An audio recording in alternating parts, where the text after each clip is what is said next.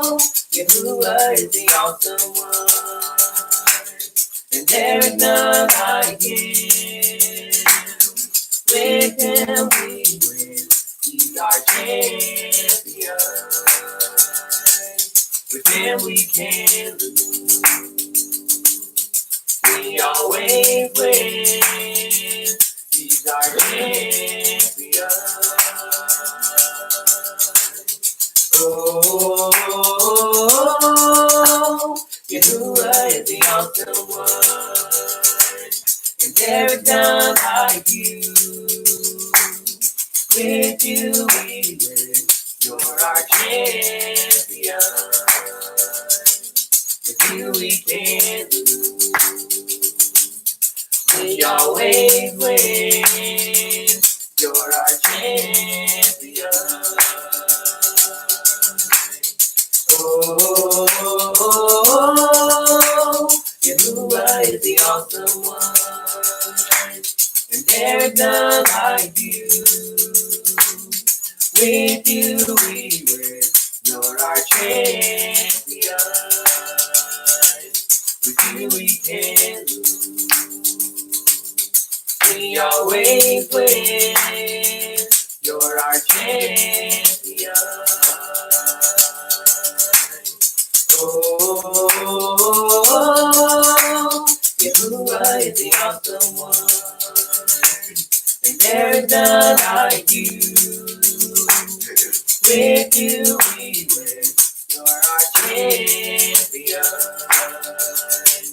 With you we can lose, we always win, you're our champion. Oh, Yahuwah is the awesome one, and there is none like you. With you we win, you're our champion. With you we can lose, we always win, you're our champion. Oh, Yahuwah is the awesome one, and there is none like you. With you we win, you're our champion. With you we can lose, we always win, you're our champion. Oh, Yahuwah is the awesome one, and there's none like you. With you we win, you're our champion. With you we can lose, we always win, you're our champion. Oh, Yahuwah is the awesome one, and there is none like you. With you we win, you're our champion. With you we can lose, we always win, you're our champion. Oh, Yahuwah is the awesome one, and there's none like you. With you we win, you're our champion. With you we can lose, we always win, you're our champion. Oh, Yahuwah is the awesome one, and there's none like you. With you we win, you're our champion. With you we can lose, we always win, you're our champion.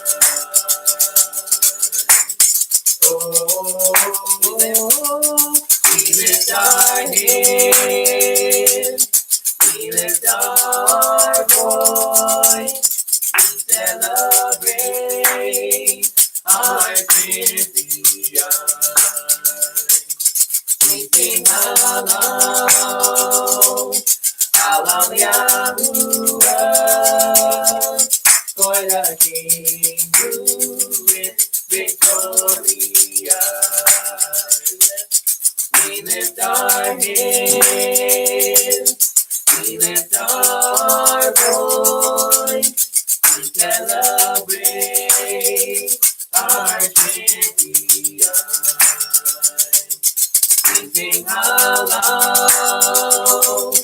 halal Yahuwah, for the King who is victorious. Yahuwah is the awesome one, and there's none like you. With you we live, you're our champion. With you we can't lose, we always win, you're our champion. Oh, Yahuwah is the awesome one, and there's none like you. With you we win, you're our champion. With you we can't lose, we always win, you're our champion. Oh, Yahuwah is the awesome one, and there's none like you. With you we win, you're our champion. With you we can't lose, we always win, you're our champion. Oh, Yahuwah is the awesome one, and there is none like you. With you we live, you're our champion. With you we can't lose, we always win, you're our champion. Oh, Yahuwah is the awesome one, and there's none like you. With you we live, you're our champion. With you we can't lose, we always win, you're our champion. Oh,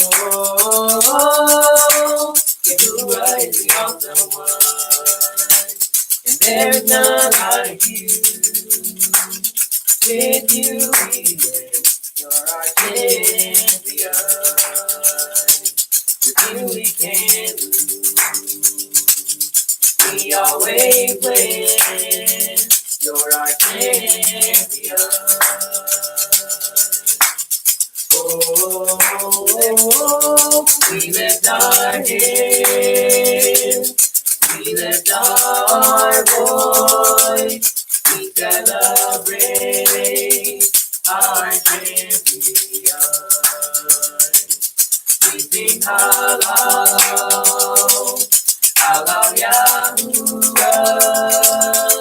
for the King who is victorious. We lift our hands, we lift our voice, we celebrate our champion. We sing halal, halal Yahuwah, for the King who is victorious. We lift our hands, we lift our voice, we celebrate our champion. We sing halal, halal Yahuwah, for the King who is victorious. We lift our hands, our voice, we celebrate our champion. We sing hallow, hallow Yahuwah, for the King who is victorious. We lift our hands, we lift our voice, we celebrate our champion. We sing hallow, hallow Yahuwah, for the King who is victorious. We lift our hands, we lift our voice, we celebrate our champion. We sing hallow, hallow Yahuwah, for the King who is victorious.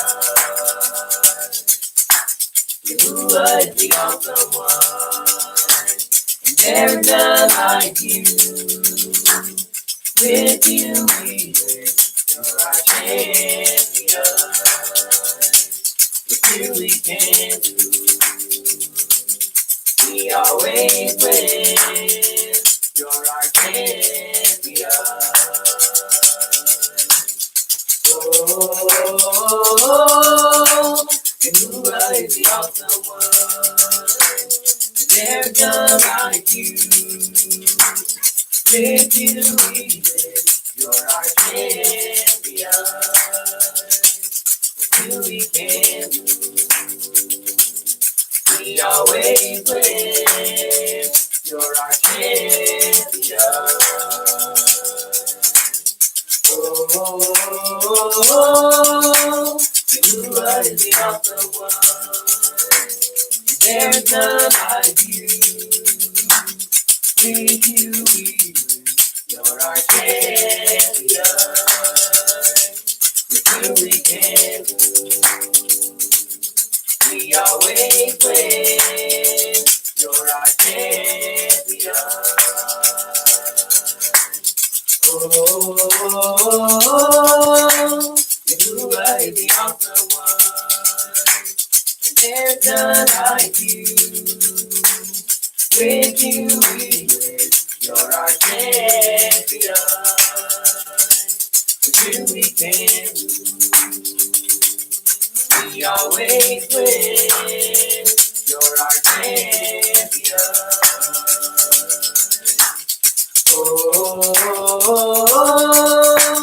Yahuwah is the awesome one, and there's none like you.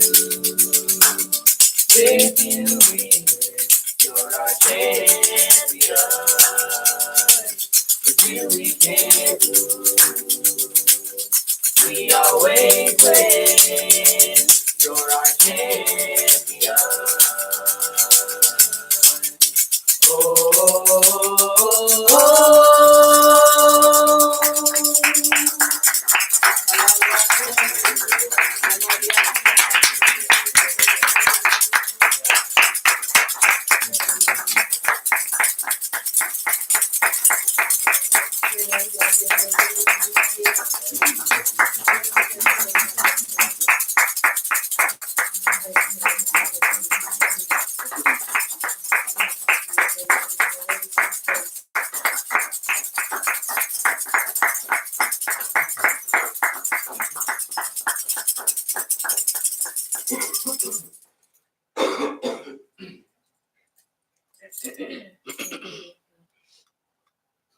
Worthy, worthy,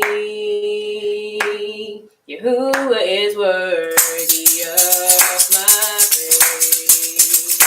Worthy, worthy, Yahuwah is worthy of my praise. I said he's worthy of my praise. Worthy of my praise, Yahuwah is worthy of my Worthy, worthy, you is worthy of my praise. Worthy, worthy, you is worthy of my praise. Worthy of my praise. Worthy of my praise. You is worthy of my praise. Worthy, worthy, you is worthy of my praise. Worthy, worthy, you is worthy of my praise. Worthy of my praise. Worthy of my praise. You is worthy of my praise. Worthy of my praise. Worthy of my praise. You is worthy of my praise. Worthy, worthy, you is worthy of my praise. Worthy, worthy, you is worthy of my praise. Worthy of my praise. Worthy of my praise. You is worthy of my praise. Worthy, worthy, you is worthy of my praise.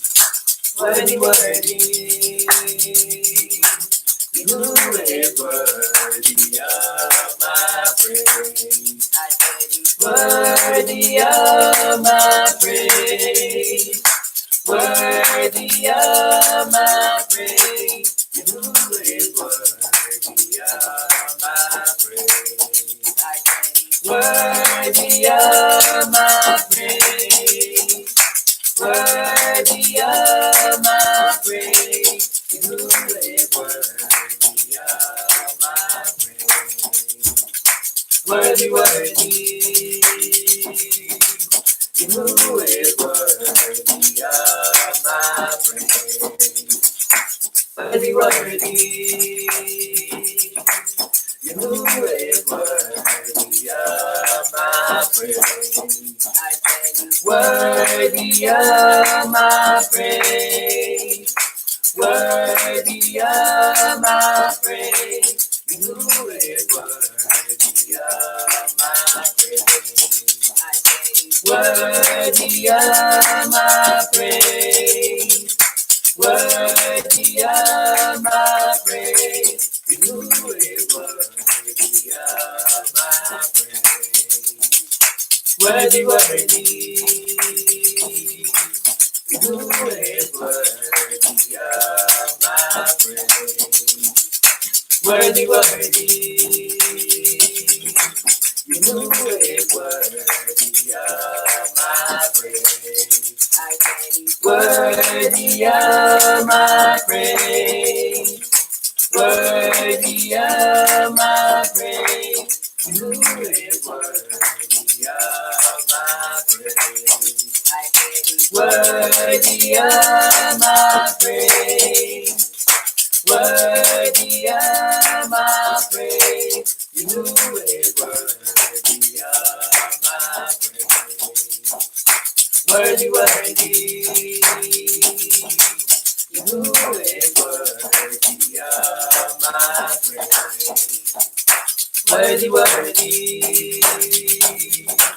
you is worthy of my praise. Worthy of my praise. Worthy of my praise. You is worthy of my praise. Worthy of my praise. Worthy of my praise. You is worthy of my praise. worthy of my praise, worthy of my praise. You is worthy of my praise, worthy, worthy. You is worthy of my praise, worthy, worthy. You is worthy of my praise, worthy of my praise, worthy of my praise. You is worthy of my praise, worthy of my praise, worthy of my praise. You is worthy of my praise, worthy, worthy. You is worthy of my praise, worthy, worthy. You is worthy of my praise, worthy of my praise, worthy of my praise. You is worthy of my praise, worthy of my praise, worthy of my praise. You is worthy of my praise, worthy, worthy. You is worthy of my praise, worthy, worthy. You is worthy of my praise, worthy of my praise, worthy of my praise. You is worthy of my praise, worthy of my praise, worthy of my praise. You is worthy of my praise, worthy of my praise, worthy of my praise. You is worthy of my praise, worthy, worthy. You is worthy of my praise, worthy, worthy. You is worthy of my praise, worthy, worthy.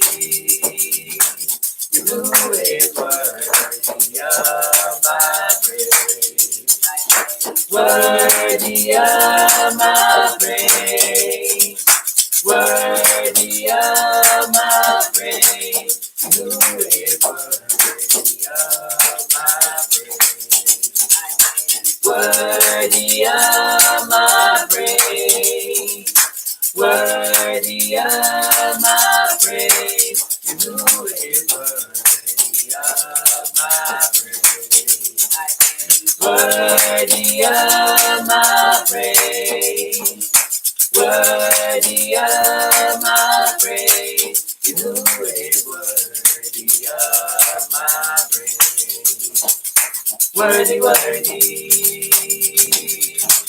You is worthy of my praise, worthy, worthy.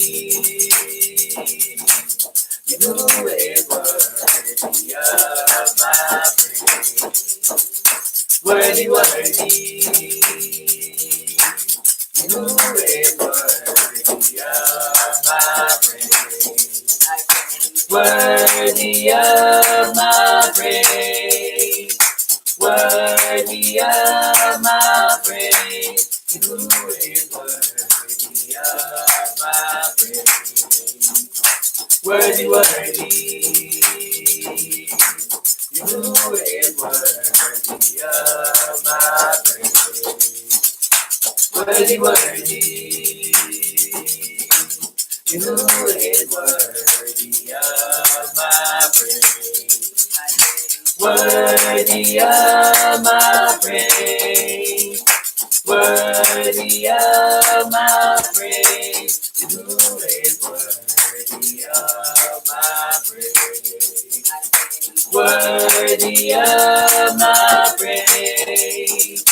Worthy of my praise. You is worthy of my praise.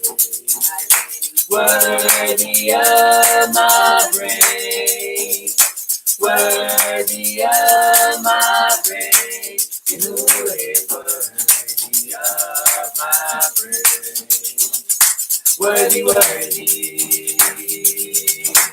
You is worthy of my praise.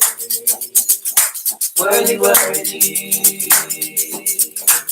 You is worthy of my praise. Worthy of my praise. Worthy of my praise. You is worthy of my praise. Worthy of my praise. Worthy of my praise. You is worthy of my praise.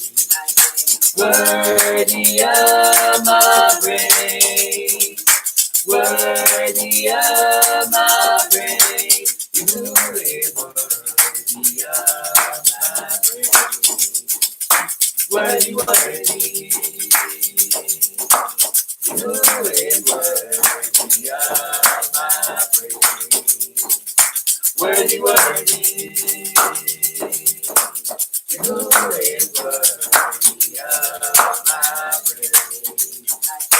Worthy of my praise.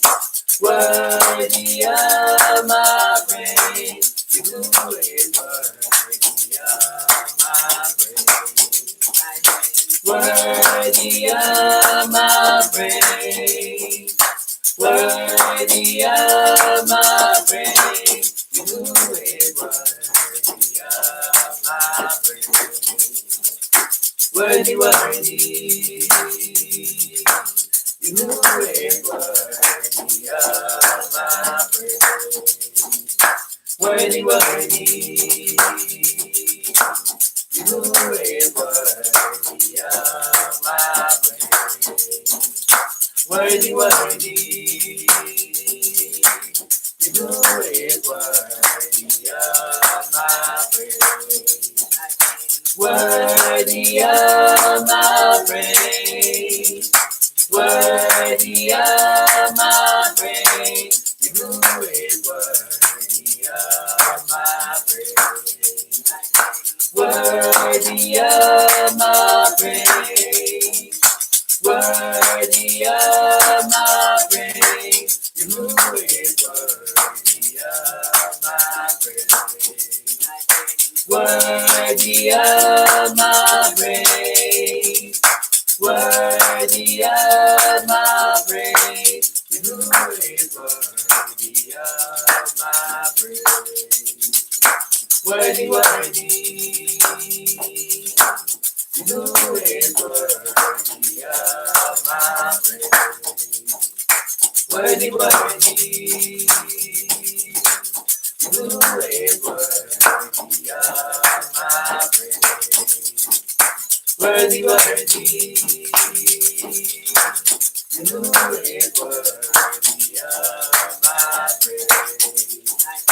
Worthy of my praise.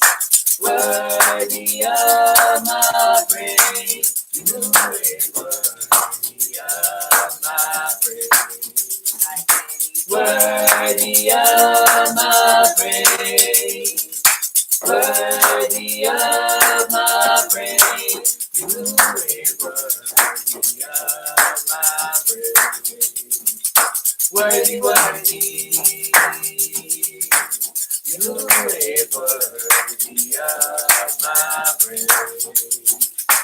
Worthy, worthy. You is worthy of my praise. of my praise, worthy of my praise. You is worthy of my praise, worthy of my praise, worthy of my praise. You is worthy of my praise, worthy of my praise, worthy of my praise. You is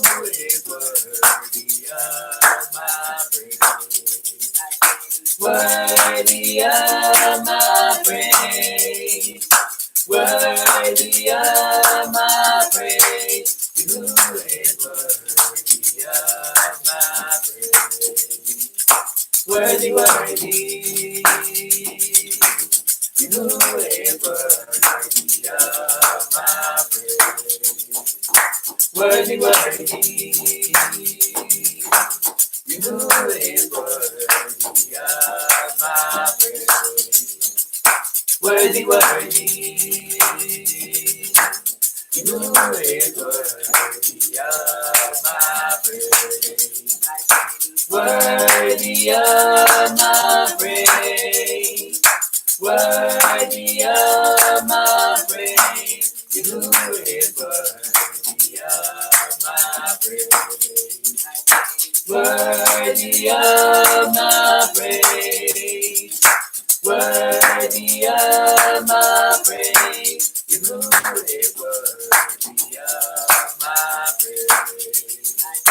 worthy of my praise, worthy of my praise, worthy of my praise. You is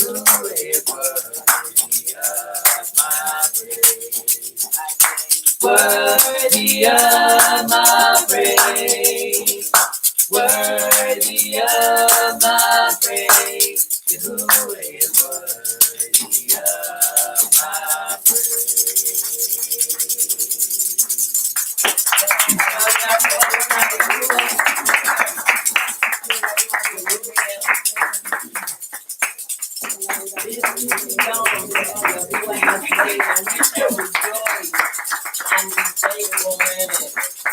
Welcome to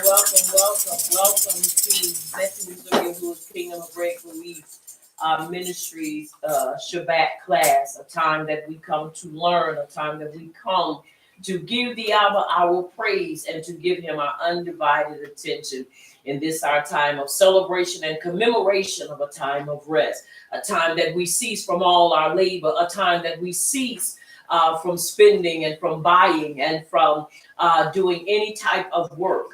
And so we want to give him praise for yet again allowing us to be in this place. I pray that everyone rested well throughout the Layla.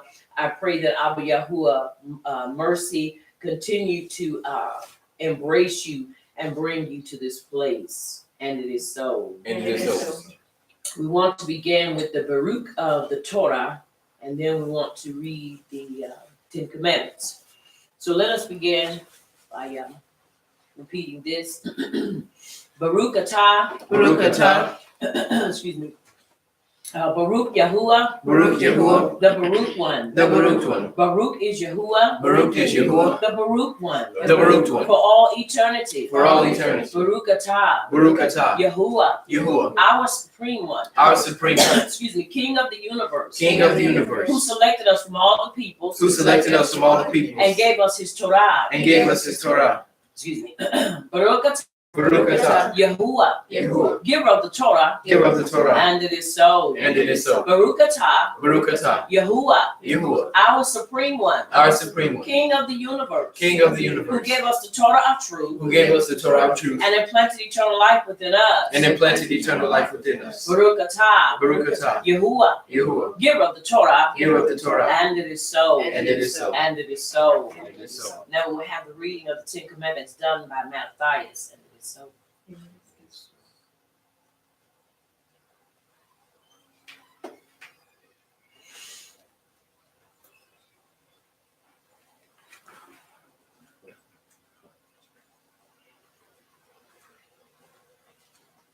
Coming from Devarim 5, verses 6 through 22. am Yahuwah your power, which brought you out of the land of Mitzrayim from the bed of slavery. Bet, you shall have no other power before me. You shall not make you any graven image or any likeness of anything that is in Shemayim above, or that is in the earth beneath, or that is in the mind beneath the earth. You shall not bow down yourself unto them nor serve them, for I, Yahuwah your power, am a jealous power, visiting the iniquity of the fathers upon the children unto the third and fourth generation of them that hate me, and showing mercy unto thousands of them that hate me and keep my commandments. Gimel, you shall not take the name of Yahuwah your power and falsify it, for Yahuwah will not hold him guiltless that takes his name and empties it. Dalet, guard the Sabbath day to set it apart, as Yahuwah your power has commanded you. 6 days you shall labor and do all your work, but the seventh day is the Sabbath of Yahuwah your power. In it you shall not do any work, you, nor your son, nor your daughter, nor your manservant, nor your maidservant, nor your ox, nor your ass, nor any of your cattle, nor your foreigner that is within your gates, that your manservant and your maidservant may rest as well as you. And remember that you were a servant in the land of Mitzrayim, and that Yahuwah your power brought you out of there through a mighty hand and by a stretched out arm. Therefore Yahuwah your power commanded you to keep the Sabbath day. Hey, esteem your Ab and your Ema as Yahuwah your power has commanded you, that your days may be prolonged, and that it may go well with you in the land which Yahuwah your power is about to give you. Why? You shall not murder. Zain, neither shall you commit adultery. Ket, neither shall you steal. Tet, neither shall you bear false witness against your neighbor. You, neither shall you desire your neighbor's Isha, neither shall you covet your neighbor's bed, his field, or his manservant, or his maidservant, his ox, or his ass, or anything that is your neighbor's. These words Yahuwah spoke unto all your assembly in the mount out of the midst of the fire, of the cloud, and of the thick darkness with a great voice. And he added no more, and he wrote them in 2 tables of stone, and delivered them unto me. And it is so. And it is so. And it is so. Chapter 6 of Devarim, verses 1 through 18, and it reads, These are the commandments, the statutes, and the judgments which Yahuwah your power commanded to teach you, that you might do them in the land where you are going to enter and possess it. Also remember, we are supposed to keep these commandments while we're still in this land as well. That you might fear Yahuwah your power to keep all his statutes and his commandments, which I command you, you and your son and your grandson, all the yamim of your life, and that your yamim may be prolonged. Hear therefore, O Yasharal, and observe to do it, that it may be well with you, and that you may increase mightily as Yahuwah power of your Abbas has promised you in the land that flows with milk and honey. Verse 4, Shema Yasharal, Yahuwah is our power, Yahuwah is a God. Hear, O Yasharal, Yahuwah our supreme one, Yahuwah is a God. And you shall ahab Yahuwah your supreme one with all your heart and with all your soul and with all your might. And these words which I command you this yom shall be in your heart.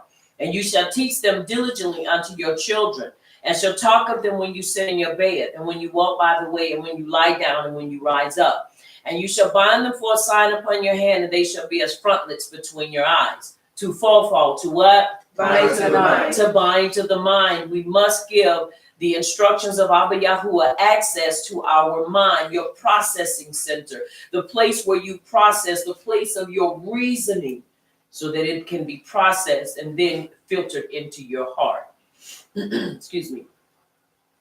Verse 9, and you shall write them upon the posts of your bed and on your gates. And it shall be when Yahuwah your power shall have brought you into the land which he swore to your Abbas, to Abraham, to Isaac, and to Yaakov, to give you great cities which you did not build, houses full of all great things which you filled not, wells dug which you did not dig, and vineyards and olive trees which you did not plant. When you shall have eaten and be full, then beware lest you forget Yahuwah which brought you forth out of the land of Mitzrayim from the bed of slavery. You shall fear Yahuwah your power and serve him, and shall swear by his name. You shall not go after the power of the people which are round about you. For Yahuwah your power is a jealous power among you, lest the anger of Yahuwah your power be kindled against you, and he destroy you from off the face of the earth. You shall not tempt Yahuwah your power as you tempted him in Massah. You shall diligently keep the commandments of Yahuwah your power and his testimonies and his statutes which he has commanded you. And you shall do that which is right in the sight of Yahuwah, that it may be well with you, and that you may go in and possess the great land which Yahuwah swore to your fathers. And it is so. And it is so. And it is so. Let us have another song, please.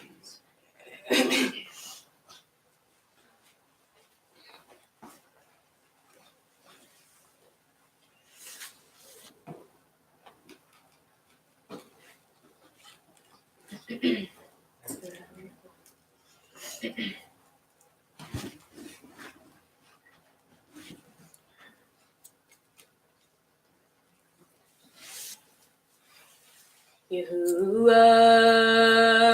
we praise you. Yahuwah, we magnify you.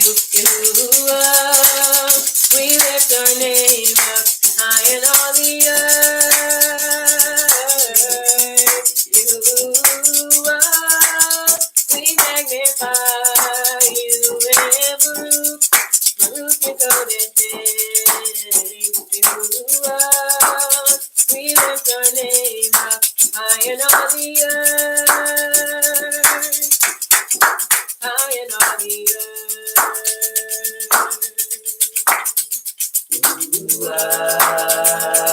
We praise you, Yahuwah, we magnify you, Yahuwah, we lift your name up high in all the earth. Yahuwah, we magnify you and Baruch Yahuwah, we lift your name up high in all the earth, high in all the earth.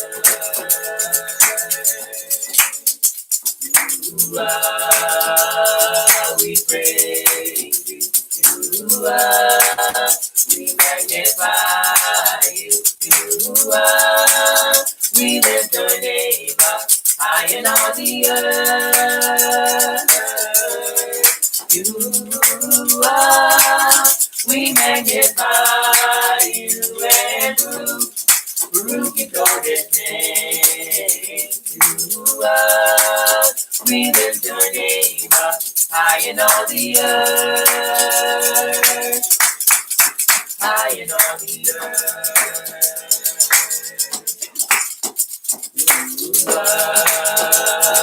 We praise you, we magnify you, we lift your name up high in all the earth. We magnify you and Baruch Yahuwah, we lift your name up high in all the earth, high in all the earth.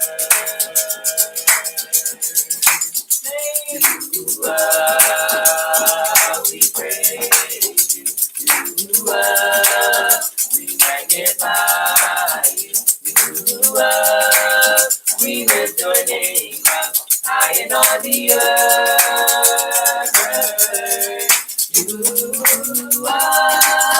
We magnify you and Baruch Yahuwah, we lift your name up high in all the earth, high in all the earth.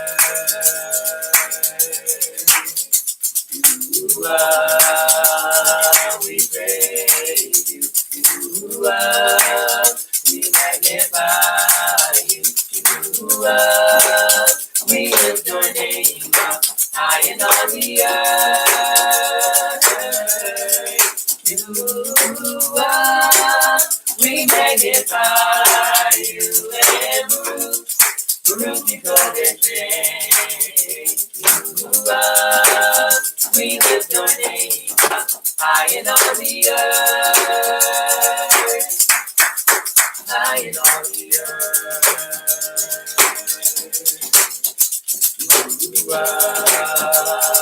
We praise you, we magnify you, we lift your name up high in all the earth. We magnify you and Baruch Yahuwah, we lift your name up high in all the earth.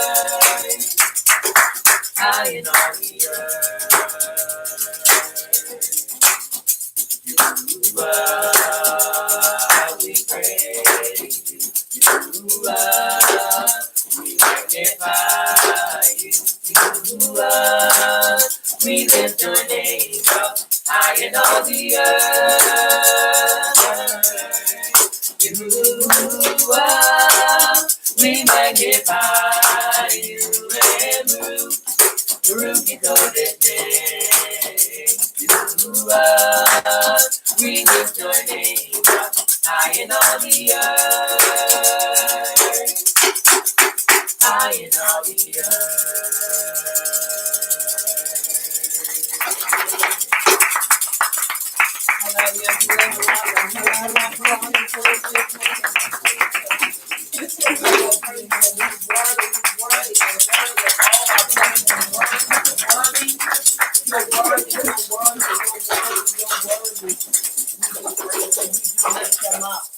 He is so merciful. He is so compassionate.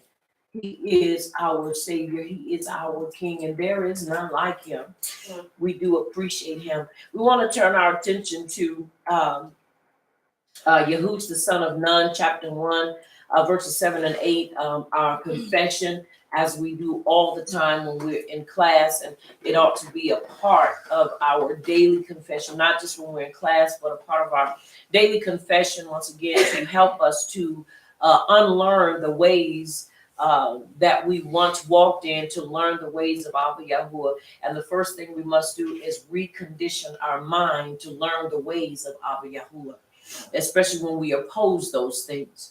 Right. Yahus, the son of Nun, chapter 1, verse 7 says, only be you strong and very courageous, that you may observe to do according to all the Torah which Moshe, my servant, commanded you. Turn not from it to the right hand or to the left, that you may prosper wherever you go. Verse 8, as I have tailored it to fit our time of confession, let us confess this together. I will not let this scroll of the Torah. I will not let this scroll of the Torah depart out of my mouth. Depart out of my mouth. But I shall meditate in it. But I shall meditate in it. Yom and Layla. Yom and Layla. That I may observe to do. That I may observe to do. According to all that is written in it. According to all that is written in it. For then I shall make my way prosperous. But then I shall make my way prosperous. And then I shall act wisely. And then I shall act wisely. Now look at your neighbor and tell your neighbor, you shall act wisely. And you shall act wisely. Look at your other neighbor, tell your other neighbor, you shall act wisely, and you shall act wisely. Take your hand and place it over your heart and say, Abba Yahuwah, Abba Yahuwah, I shall act wisely. I shall act wisely. Come on, Abba Yahuwah, Abba Yahuwah, I shall act wisely. I shall act wisely. I endeavor to act wisely. To act wisely. I endeavor to act wisely. To act wisely. I endeavor to act wisely. to act wisely. Come on, one more time. I endeavor to act wisely. To act wisely. And it is so. And it is so. We have a choice in the matter to act wisely. And we must condition our hearts and minds to act wisely, no matter what's going on in our lives. And it is so. And it is so. Let us have another song, please.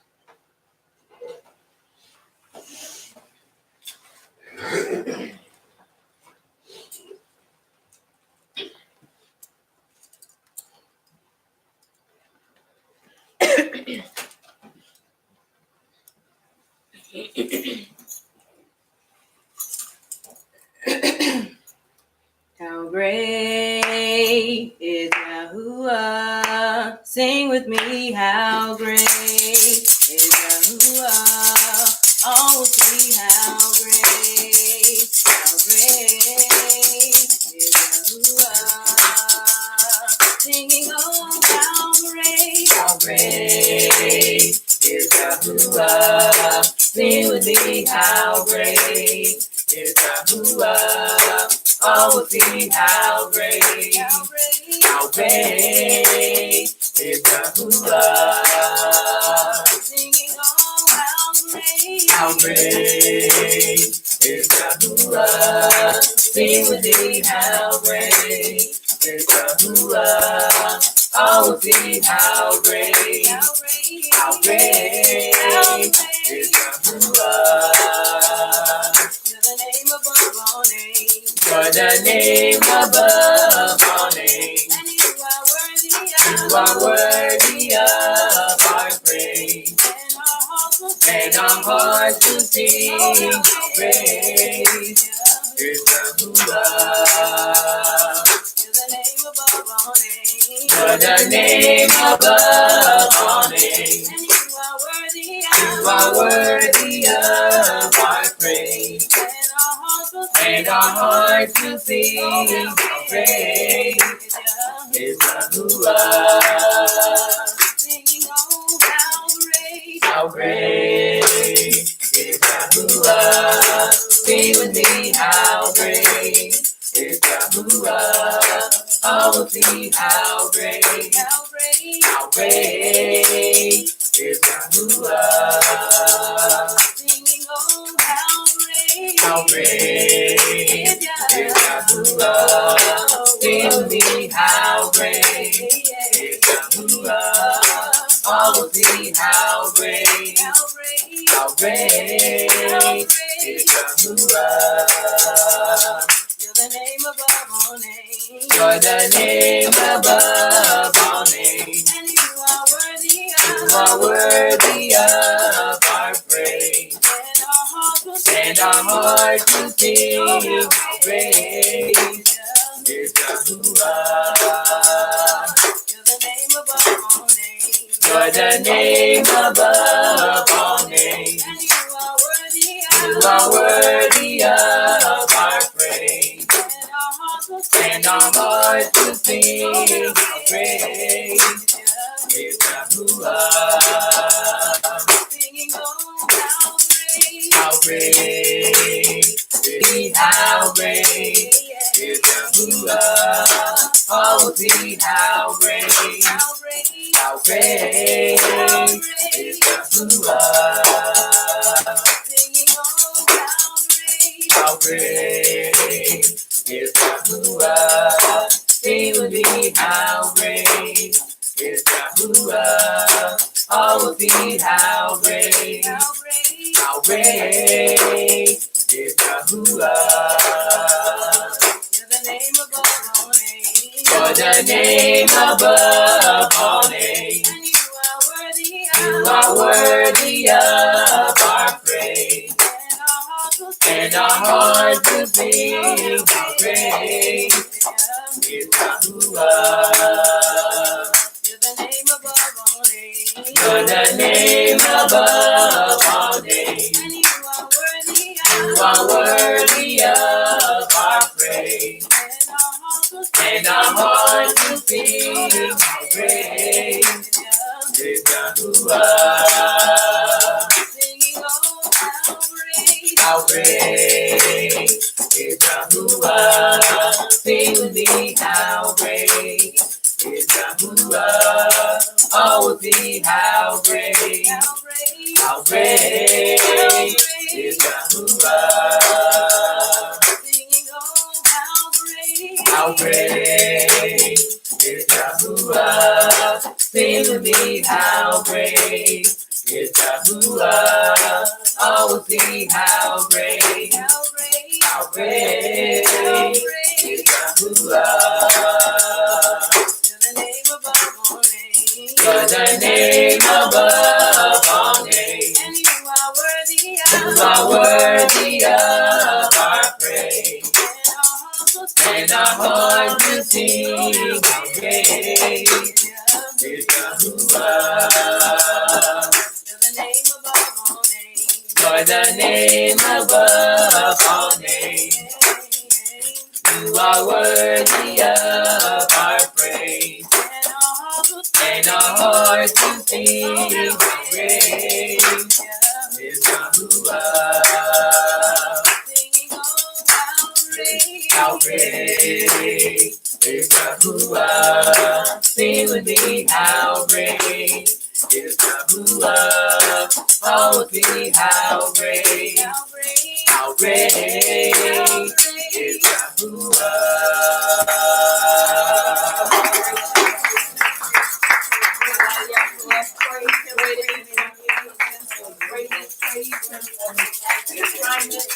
Praise him because he is a keeper.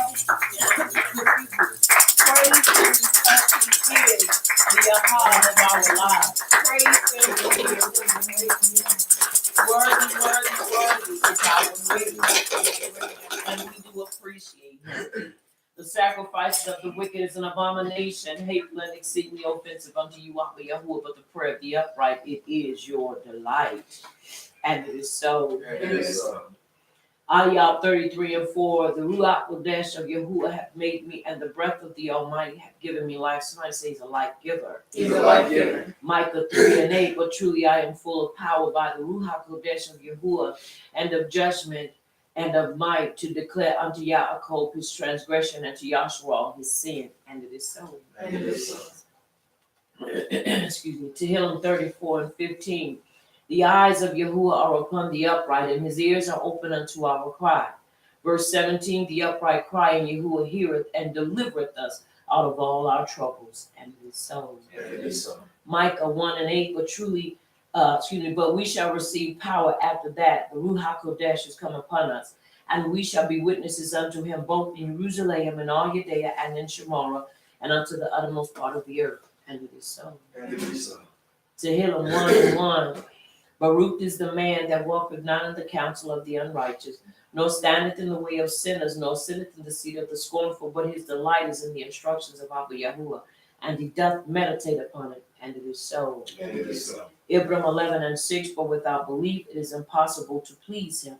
For he that cometh to Yahuwah must believe that he is, and that he is a rewarder of them that diligently seek him, and it is so. And it is so. And it is so.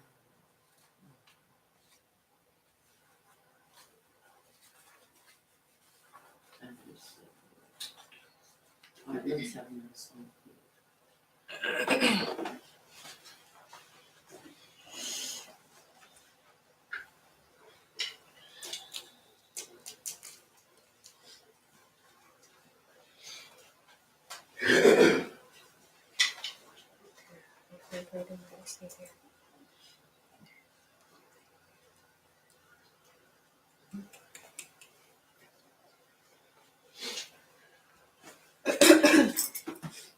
You'll have a song.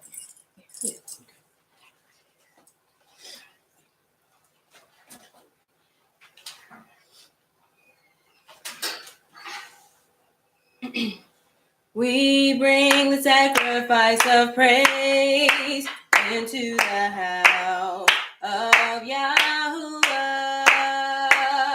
We bring the sacrifice of praise into the house of Yahuwah.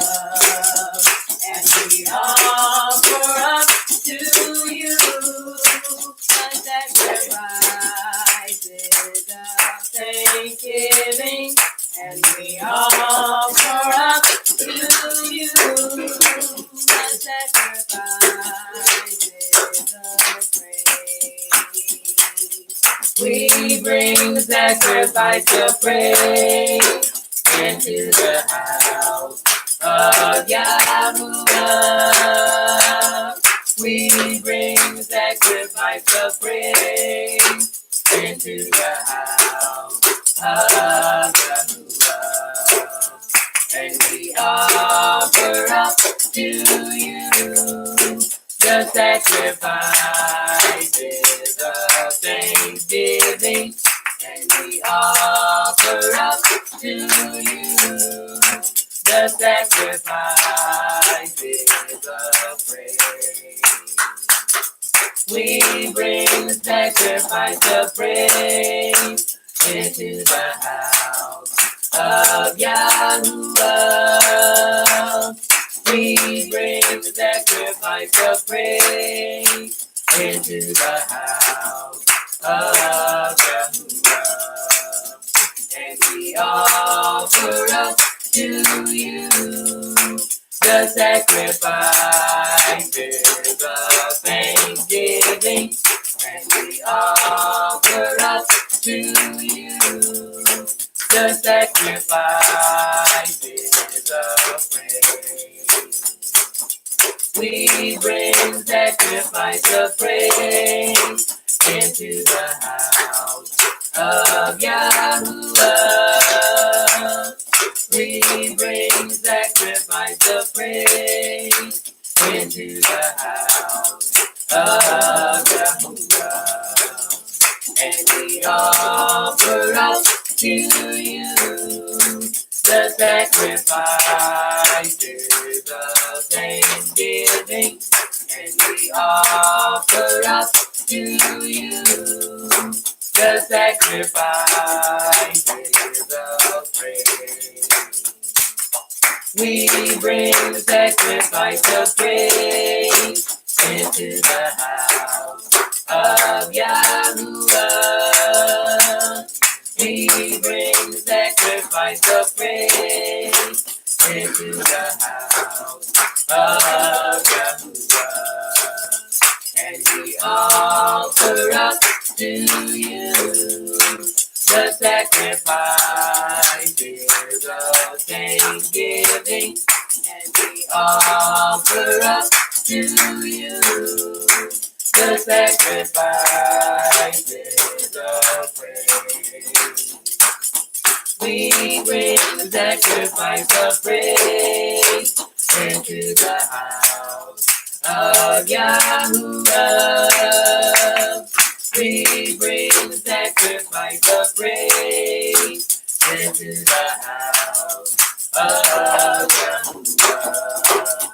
And we offer up to you the sacrifices of thanksgiving. And we offer up to you the sacrifices of praise. We bring the sacrifice of praise into the house of Yahuwah. We bring the sacrifice of praise into the house of Yahuwah. And we offer up to you the sacrifices of thanksgiving, and we offer up to you the sacrifices of praise.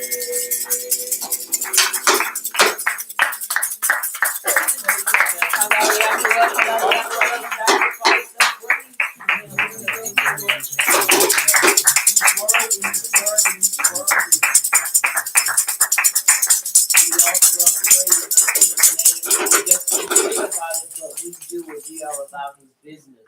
And guess what? A part of his business is praising him. It is giving him the praise. It is giving him that which is due his name. Yehukanan Aleph, chapter 2, which is John chapter 2, 1 John chapter 2, 5 and 4. But whoever guards his Torah, truly the Ahab of Yahuwah has been perfected in him. By this we know that we are in him. Verse 6, the one who says he lives in him ought himself also to walk even as he walked. And you have to understand when you hear it, almost like it's singling out just me, it means all of us that are confessing to walk this walk and to live this life. So we all are held responsible for walking in the life and walking in the truth.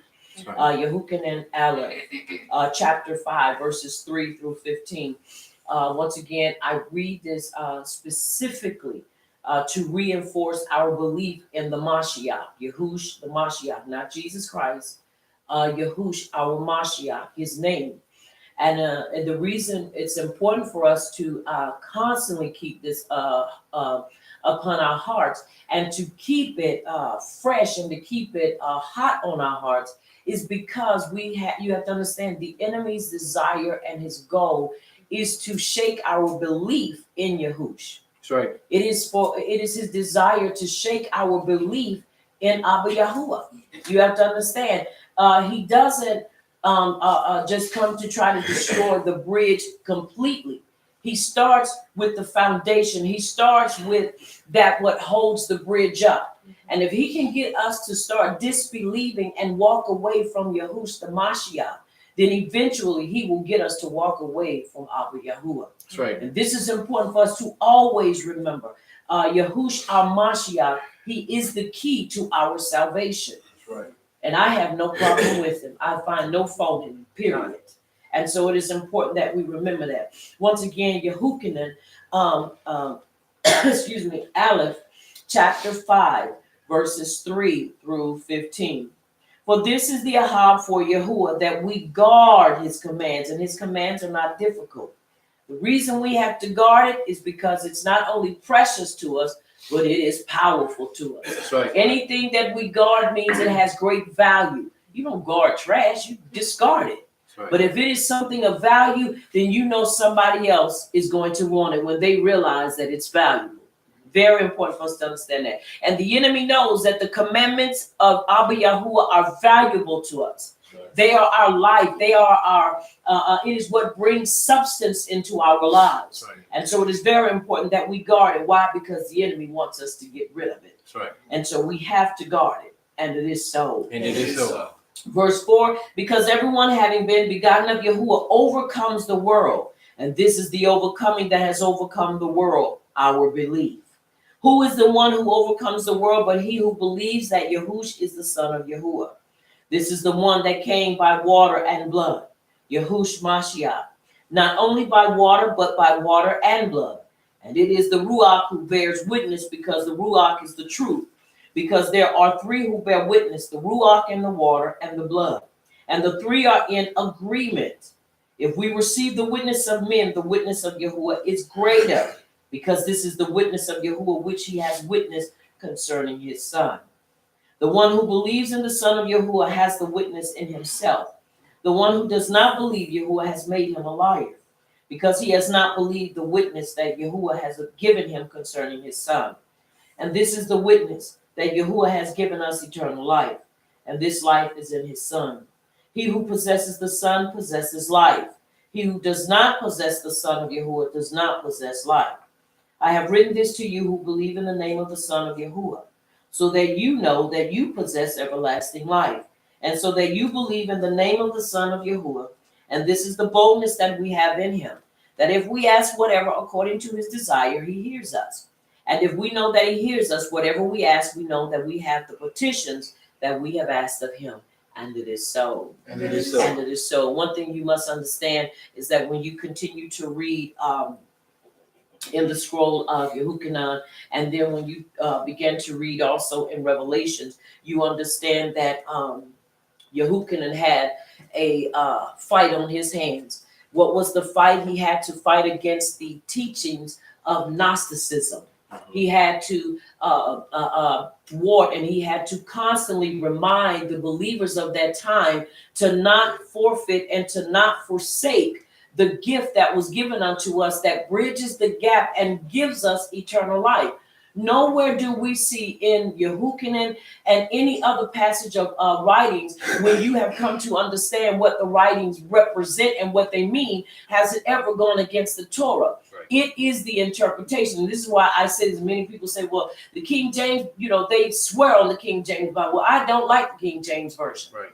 Because the King James Version keeps you at a place of compassing the same mountain and being in a mental state of confusion. Mm-hmm.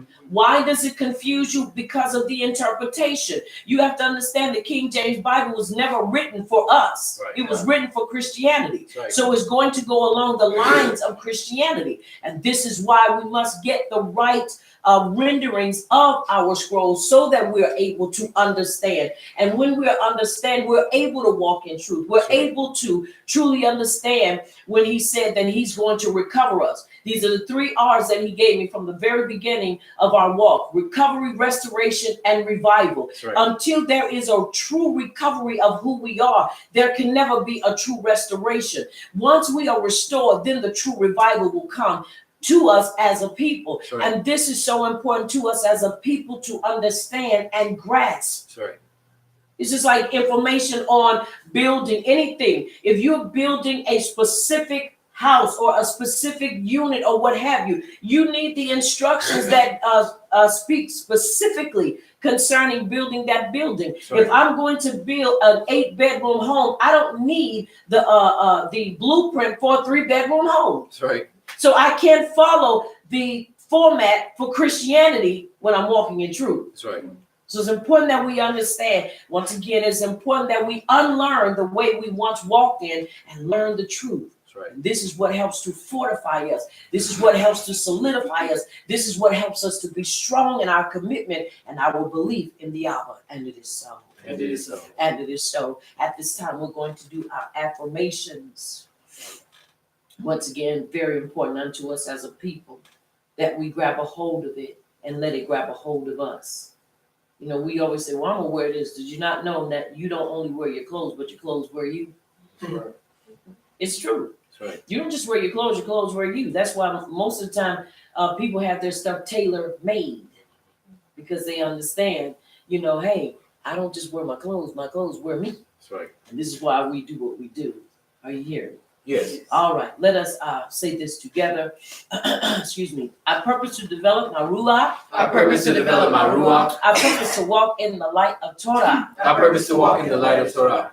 I am Ibrahim. I am Ibrahim. I am born again. I am born again. I am Ibrahim. I am Ibrahim. I have the life and nature. I have the life and nature Excuse me, of Yahuwah in my ruach. of Yahuwah and my ruach. That life is the Torah That life is the Torah of Yasharal. of Yahshua. I purpose to walk I purpose to walk in the Torah of life. in the Torah of life. Yahuwah's Torah, Yahuwah's Torah, Yahush, Yahush, is in me. is in me. Yahuwah's knowledge Yahuwah's knowledge is in me. is in me. Yahuwah's ahab Yahuwah's ahab is in me. is in me. Yahuwah's power Yahuwah's power is in me. is in me. Yahuwah's wisdom Yahuwah's wisdom is in me. is in me. He is teaching me. He is teaching me. He is leading me. He is leading me. I am a child of Yahuwah. I am a child of Yahuwah. The Ruach HaKodesh The Ruach HaKodesh of Yahuwah of Yahuwah in me is leading me. in me is leading me. I'll follow her leading. I'll follow her leading. I'll walk in the Torah. I'll walk in the Torah. Yahush, Yahush, our Mashiach. our Mashiach. And it is so. And it is so. Let us repeat this together also. Abba Yahuwah, Abba Yahuwah, in the name of Yahush, in the name of Yahush, our Mashiach, our Mashiach, we subdue ignorance we subdue ignorance with Torah knowledge. with Torah knowledge. And through this knowledge And through this knowledge of Torah truth, of Torah truth, we claim healing, we claim healing, shalom, shalom, deliverance, deliverance, and salvation. and salvation. We decree We decree Torah truth Torah truth in the lives in the lives of your people, of your people, our people, Yasharal. Yahshua. We unite, We unite not to fight, not to fight, not to fight not to fight each other, each other, each other, each other, but the enemy but the enemy of our belief. of our belief. And it is so. And it is so. I decree this day a time of rest, shalom, and truth in Yahuwah, and it is so. And it is so. Now we will do our confession, the sealing of our praise, prayer, and worship. Let us bow before our King, and let us say this in unison. May the utterance of my mouth May the utterance of my mouth and the deliberation of my heart and the deliberation of my heart be desirable before you. be desirable before you, O Yahuwah, O Yahuwah, my rock, my rock and my redeemer. and my redeemer. May the utterance of my mouth May the utterance of my mouth and the deliberation of my heart and the deliberation of my heart be desirable before you. be desirable before you, O Yahuwah, O Yahuwah, my rock, my rock and my redeemer. and my redeemer. And it is so. And it is so. We have just recited to him 19 and 14. And it is so. And it is so. You may be seated in his presence. Come on, give him praise as you come.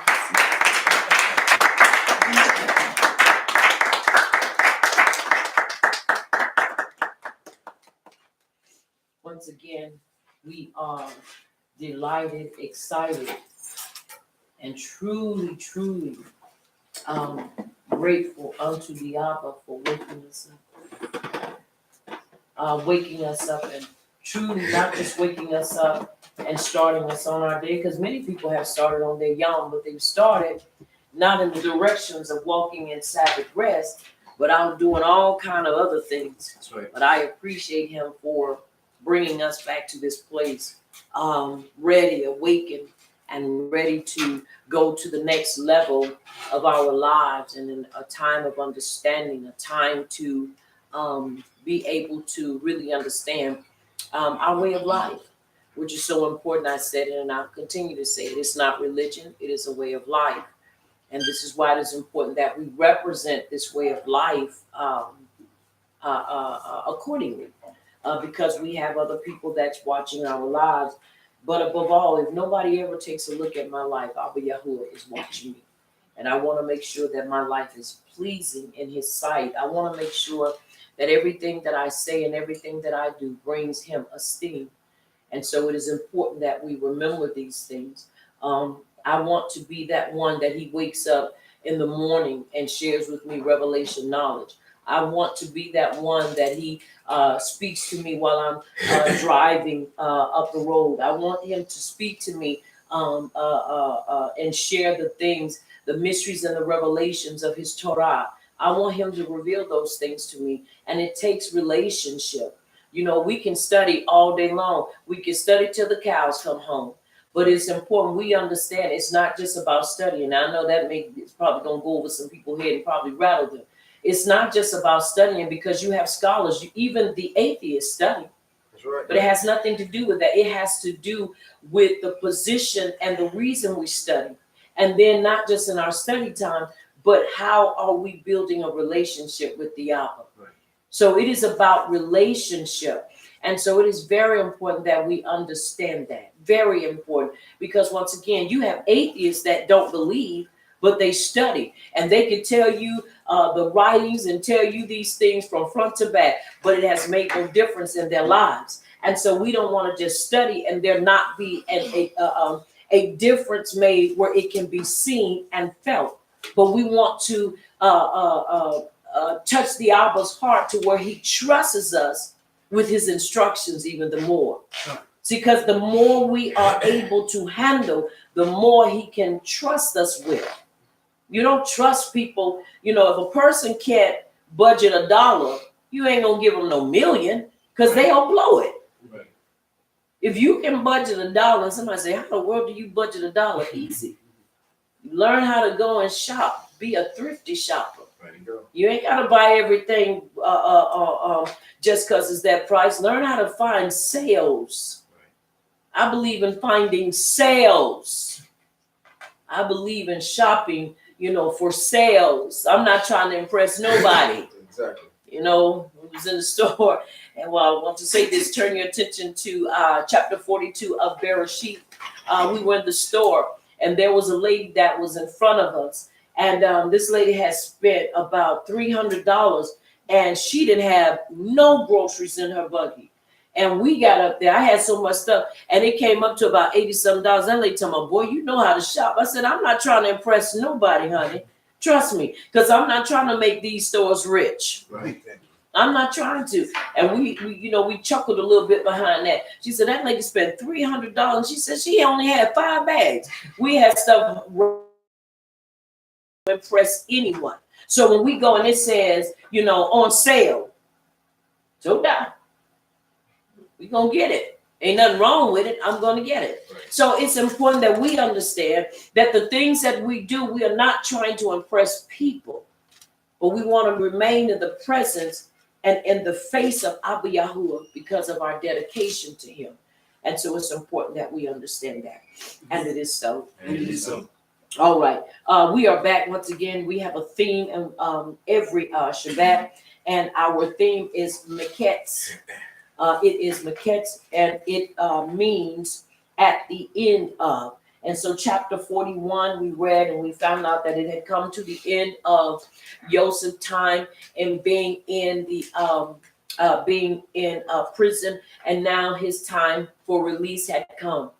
It was time for him to come forth. It was time for him because he was needed. And so it was time for him to come out of the position that he had been put in. And so it's important that we understand whenever it is time for us to come on the scene, no matter where you are and no matter what situation you may find yourself in, when it is time, he will find you because he knows where you are. We're not lost to him. He knows exactly where each and every one of us are. But when it's time for us to come forward, he is going to call us forth. Whether we're in the way back down in the pit of black darkness dungeon, he's going to call us up. If we're on top of the mountain, he's going to call us forth. Wherever we are, when it is our time, he will call us forth. Right. Now, it's important we understand he had a purpose. He was not just someone to be praised just because he was a Habd of his Abba, but because Abba Yahuwah had a plan for his life. Right. And in that, he had to go through some things. We're going to go through some things. Some things can be self-inflicted. Some things are caused by the jealousy and the foolishness of others. But one way or the other, we can be rested assured that as long as we remain in Abba Yahuwah, and when we realize we've made a terrible mistake or sin, because there's a difference. Making a mistake and sinning are two different things. Yeah. Sin is going against the instructions of Abba Yahuwah. A mistake is saying 1 + 5 is 9. That's a mistake. Yes. It is. But sinning is different. And so there are times that if we are not knowledgeable of a thing, we will make a mistake. That's right. Are you following me? Yeah. And so it's important to understand the difference between the two. Right. Never say when you sin, I made a mistake. Admit I sinned. Repent, get up, and move on. If you make a mistake, then admit, okay, that was a mistake because I really thought that was this, that, and the other. Then it's time to move on. So it is important that we understand these things. Why? Because when we come to that understanding, then we're able to grow and we're able to move forward. That's right. And it is so. It is. And I believe that the things that he experienced from going from Potiphar's house all the way into prison, even though the prison he was in was not a bad prison, but anytime you lose time with your life and you are locked up and you only have limited access, that's not freedom. Are you following me? Yeah. That's not freedom. When you can't go but from A to B. That's not freedom. And I say it, and a lot of times people question when they say, well, we're in Babylon. I said, no, we're not in Babylon. We're in the land of our captivity. Sure. You have to understand, we're in the land of our enemies, not in the land. And people say, but we are captives. You have to understand the difference between a captive and a person that's in the presence of enemies. If we were captives, we would not be able to leave. You could go anywhere now. Anywhere in the world. If you desire to go to China, all you have to do is have your passport. Sure. You desire to go to Jamaica, all you need is your passport. You desire to go to Africa, all you need is your what? Passport. If we were captives, we wouldn't be able to go anywhere. That's right. Are y'all following me? Yes. We would be basically secluded. Now you have to understand when you have curfews and when martial law is in place, then you cannot go anywhere. And you can truly say without a shadow of a doubt, now we're captives. Not only that, when you cannot work and you can't build, you can have and live wherever you want if you want to. If you desire to live in a neighborhood where it ain't nothing but racist folk, you can still live in that neighborhood. You know why? Because they're going to sell you that house. But I would not advise it. Because many people have done it, gone into these neighborhoods thinking, well, we beyond that now. All right, come home and you got boo-boo strawed all on your house. You got trash all in the yard. They done broke windows out. And then, you go and file for the insurance and they say, well, this is a hate crime. Well, you know what? That whole street would be nothing but rubble.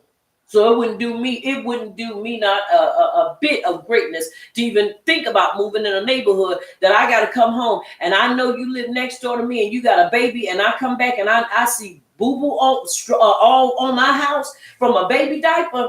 Well, I tell you what, y'all will be living in ashes. And I'm just telling the truth. So these are things that we don't want. But understand, you have freedoms. When you're in the presence of your enemy, what does your enemy do? Your enemy tries to block you. Are you hearing me? The enemy tries to block you. And so that's what the enemy's goal is to block us and to stop us from being able to advance. Right. That's why we know we're in the land of our enemies. Right. That's right. Because see, truthfully, they can't stop us really from doing certain things. They can only make it hard as hell. This is why no matter what, we have people here that are millionaires. We even have people that here are billionaires.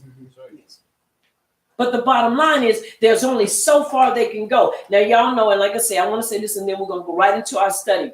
Y'all know why they went after Bill Cosby. There's two reasons why Bill Cosby got in the situation he's in. Number one, because he failed to acknowledge who he really is. And then number two, because they realized the power he had, but in order to keep him from utilizing that power, they had to bring out an accusation against him that was falsified.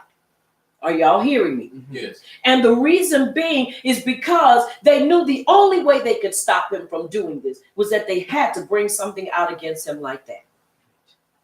Are y'all following me? Yes. Other than that, he would have owned it. Right. Right. He would have owned it. So you have to understand there are certain things that are done. When you look at Oprah Winfrey, she has her own TV station. She has her own. She has so much money and she can do whatever she wants. But so you got to understand, she know how to play the game. Right. Yep. She know how to play the game. She knows how to play the game. So she's in the pocket of those. So she doesn't lose what she has. So once again, if you play their game, then they'll give you just what you want. That's right. But if you're not a game player, you ain't gonna get that. Right. So understand, this is the land of our enemies. They don't want us to advance. But the only person who can stop us is us. That's the only way we can be stopped. So it's important that we understand that. So once again, Joseph, who understood after being in that situation, after being in that situation, had a chance to get his thoughts together. And I'm sure had a chance to look at his life. And I'm sure within himself, he determined, when I come out of this mess here, I will not be found back in this situation. I will not be found in this situation again. Why? Because you have to learn from your mistakes. You have to learn not only from your mistakes, but you also have to learn from your sins. That's right. You have to learn from them. And that way we don't repeat them again. And it is so. And it is so. All right, we're going to begin with verse 1. We read verse 1 last Layla, but we're going to begin with verse 1. And we're going to read 9 verses. Chapter 42, once again, and our theme is Miketz, and it means at the end of. Chapter 42, beginning at verse 1. Let's read 9 verses, please.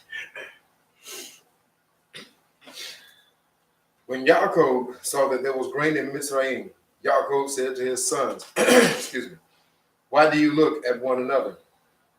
And he said, indeed, I have heard that there is grain in Mizraim. Go down to that place and buy for us there, that we may live and not die. So Joseph's 10 brothers went down to buy grain in Mizraim. But Benjamin, Joseph's brother, Yaakov, did not sin with his brothers, for he said, lest some calamity befall him. And the sons of Yasharal went to buy grain among those who journeyed, for the famine was in the land of Canaan. Now Joseph was governor over the country, excuse me, and it was he who sold all the people of the land, sold to all the people of the land. And Joseph's brothers came and bowed down before him with their faces to the earth.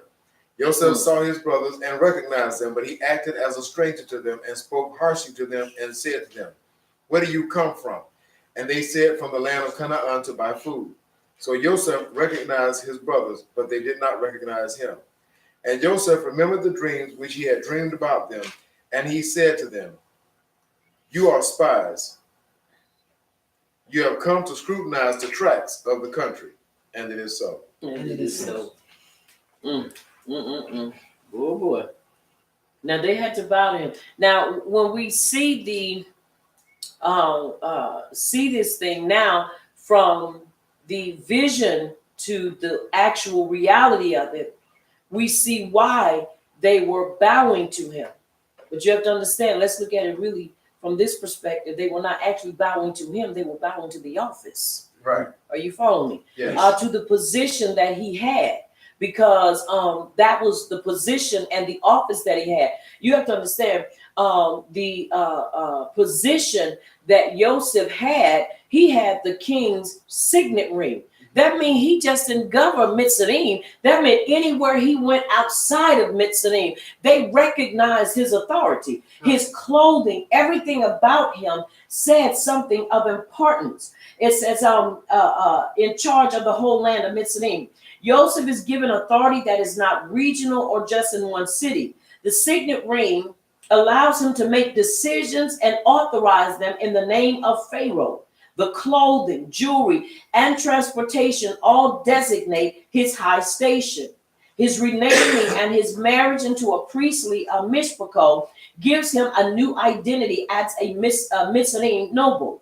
The city of The city of On is later known as Heliopolis and is one of the most revered of Mitzrayim, ancient cities, along with Memphis and Thebes. It is also located just north of modern Cairo at the base of the Delta. So you have to understand, he had authority. He had authority to put people in jail. He had authority to take people out. He had authority to deny people and giving them access to the wealth of that land. Right. And so here it is, they go. Now, Yaakov did not necessarily see the grain itself, but because he heard of it, he could visualize what was taking place there. Right. Now, mind you, he's still not aware that this is his son that has put all these things into practice. Now, it's amazing that when we read this and when we are able to understand this, is that here, Yaakov is not willing to let Benjamin go. We have to ask the question, I wonder why. You have to understand the reason I believe is because within himself, I believe he felt that his sons, his 10 sons, had something to do with the disappearance of Joseph. He didn't trust them. So you have to understand, when you have family issues, and I dealt with this a couple of years ago, when you're dealing with family issues, and this was the ultimate type of family issues, when you have brethren against brother, and you have where the Abba and the Ema, which his Ema was not alive at that time, but just using that as an analogy, and you have them mistrusting or distrusting those that are in the home. Many times these things come about because of the structure of that home. Somebody will say, well, what do you mean by the structure? You have to understand, whenever you begin to show favoritism, it's going to cause an imbalance. Right. Whenever you take one child and exalt that child over the rest, it's going to cause animosity. It's going to cause hatred. Oh, yes. So we can see that even in this, they had some family issues. Now watch this. They were still chosen by Abba Yahuwah, but they still had family issues. Are y'all following me? Yes. They still had family issues. So one thing about it is, as we look at this and as we examine it, we say, well, how do we deal with it? We deal with it head on. Right.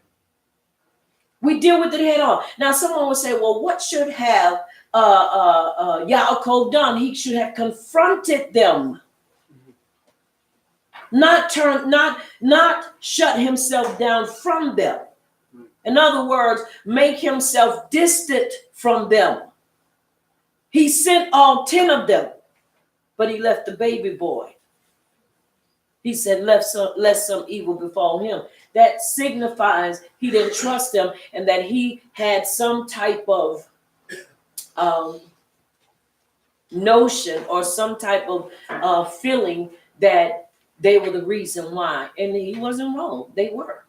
But then we have to deal with where did it stem from and why did they have such a hate against him? Right. Once again, we as parents at times, if we don't look at our actions, and especially when you're dealing with multiple children in a relationship. Now, this may, to many, may seem, well, what does it have to do with it? It has a lot, especially if you're dealing with people that have remarried and have children in that second marriage. I don't believe in polygamy and I never will, but this is also when you're talking about people with polygamous relationships, right, and there are children involved. Right. And if you esteem one issue over the other, you're going to have problems and it's going to manifest itself in the children. Right. It's going to manifest itself. And we see this manifested in his 10 sons. Right. Because they felt rejected. They felt like, hey, here it is. He comes with this coat of many colors. And, and then our Abba would put him, who is the second youngest of the bunch, over everything. Because you have to understand, Yaakov made Joseph what we would term today as the power of attorney over all of his affairs. He gave him power of attorney. He was to take care of and handle his well-being and handle all of his affairs. That's why he would always send Joseph to go and check on his brothers to make sure his wealth was being taken care of the right way. So you can understand how they kind of felt, a little strange. We're the oldest. You don't trust us with your stuff. You will trust us to feed them. You will trust us to take them and do what we have to, but you would not trust us over your affairs and to make sure that you will be taken care of. You have to understand that will cause some animosity to be in the heart of some children. Are y'all following me? Yes. And so it is not that we know that they did act, some of them acted impulsively when it came down to their sister Dinah, but at the same time it is important that we understand. Are y'all following me? Yes. When somebody tries to do something against your mishpachah, and they bring that type of harm, and they bring that type of harm, you're gonna do what's in your heart. And then she was the only girl, Right. so of course them brothers went ballistic. Yes, they went and went ratchet on them. And so I don't justify how they did it, but I do say I understand their anger, especially when you got somebody that would go to this resort and do something of that nature to a person they don't know, and then say, but I have you. I don't even know you. Right. You're not in a hub with me. You're infatuated with me. And not only are you infatuated with me, but now you want what you see my people have. So this is your way to come in and take it. That's right. So you got to understand there's so much more to the story. But the bottom line is, once again, is understanding where the animosity came about. And this is why, as parents, we must strive and be determined to do better and be better. That's right. And never show no favoritism. Are you following me? Yes. Somebody said, well, when you got that many children, it's hard. No, it's not. Right. No, it is not. Don't tell me when you had that many children. I have 9, 7 boys and 2 girls. And they will tell you truthfully, I've never shown favoritism and I never will. If I get on one, I get on every last one of them, especially if they get out of line. That's right. So we can't use any excuse. The only thing we can do is admit and repent. No, I did. I favored that. And deal with it so that healing can come in and take place. As long as a person continues to lie about these things, the greater that wedge will become, and the more animosity will begin to grow and build in that mishpachah. But he didn't trust them. And so because he didn't trust them, he said, no, y'all go. It's more, in other words, if I lose y'all, that's fine, but I can't lose him. And we know why. Why? Because those are the children of his what? Of his Ahab. The one he wanted to marry, the one that he wanted to spend the rest of his life with. And so it's important we understand why he did the stuff he did. That's right. And it is so. And it is so. And it is so. So they went, and as they went, excuse me, verse 6, and Joseph was the governor over the land. He it was that sold to all the people of the land. And Joseph's brethren came and bowed down to him with their faces to the earth. Now we see the reality of the dream or the vision now in fruition.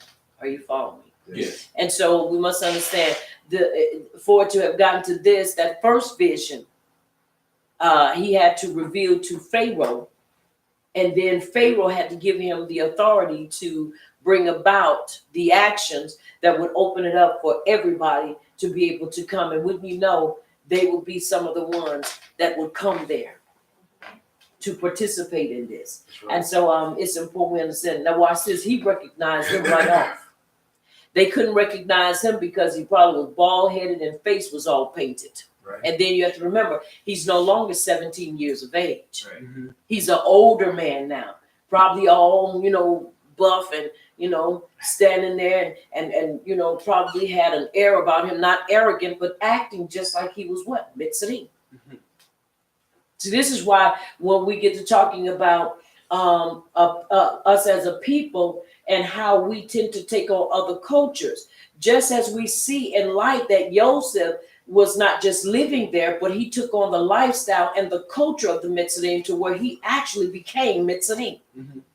Are you hearing me? Yes. Where we are here and we took on, and some of us continue to take on the culture, the characteristics of being an American, if we could ever really understand what that means and what that is. Right. Are you following me? Yeah. And so we took on that lifestyle. Why? Because that was all we knew. That was what we were taught. Now we're in a place to where we are saying, no, we don't want to be called this. We want to be who we really are. We want to know our culture. We want to live That's right.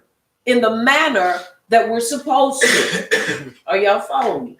So once again, he had to become that.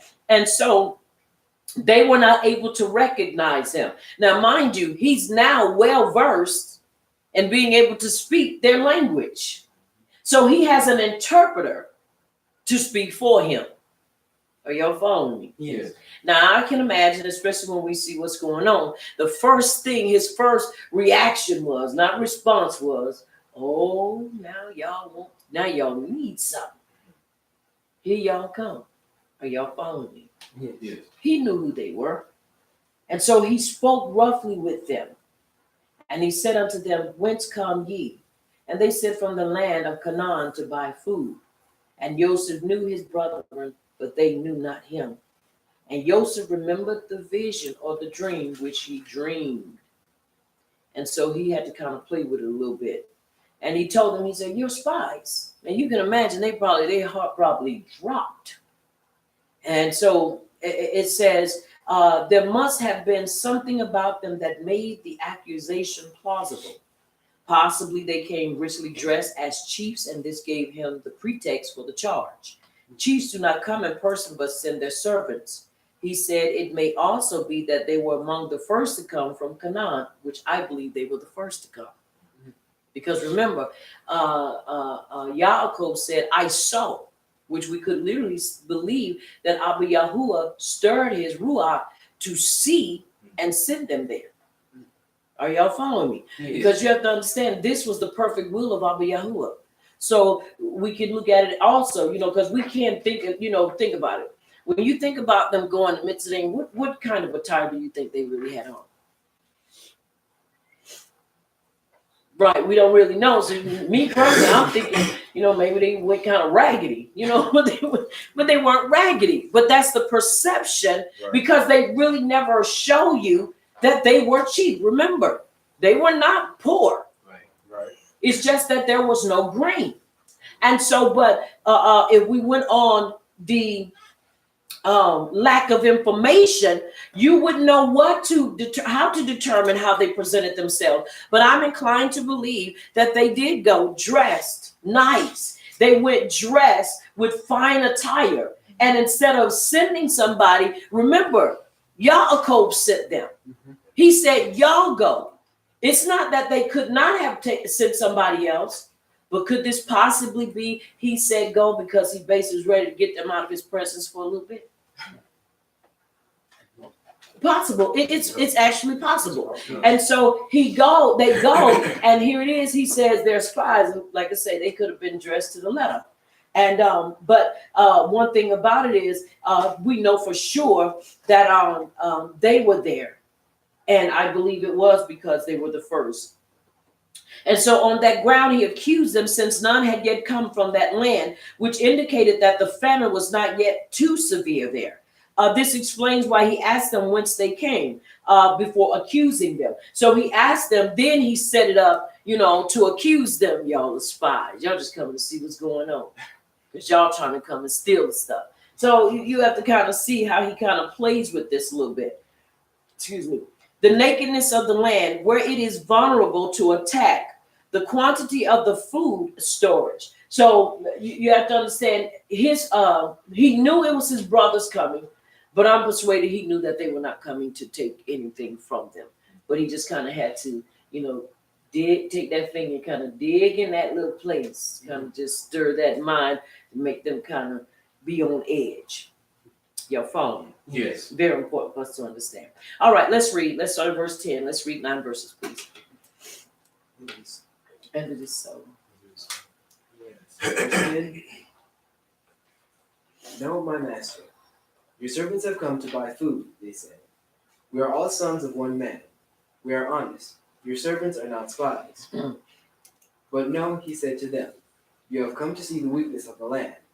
But they replied, we, your servants, were 12 brothers, the son of one man in the land of Canaan.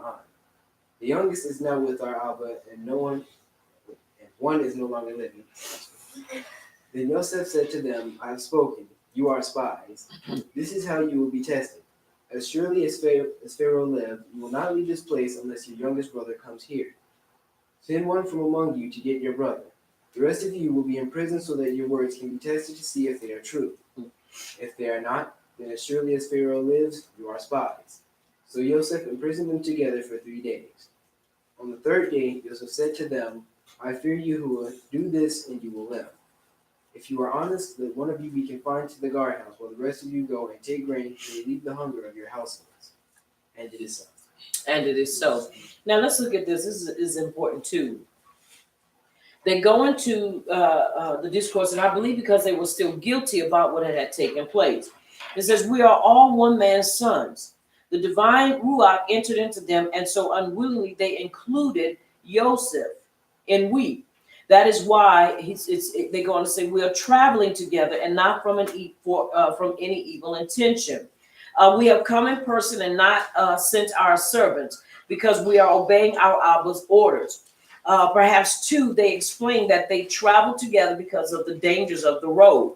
If we were spies, our masters would not have chosen 10 men from the same family.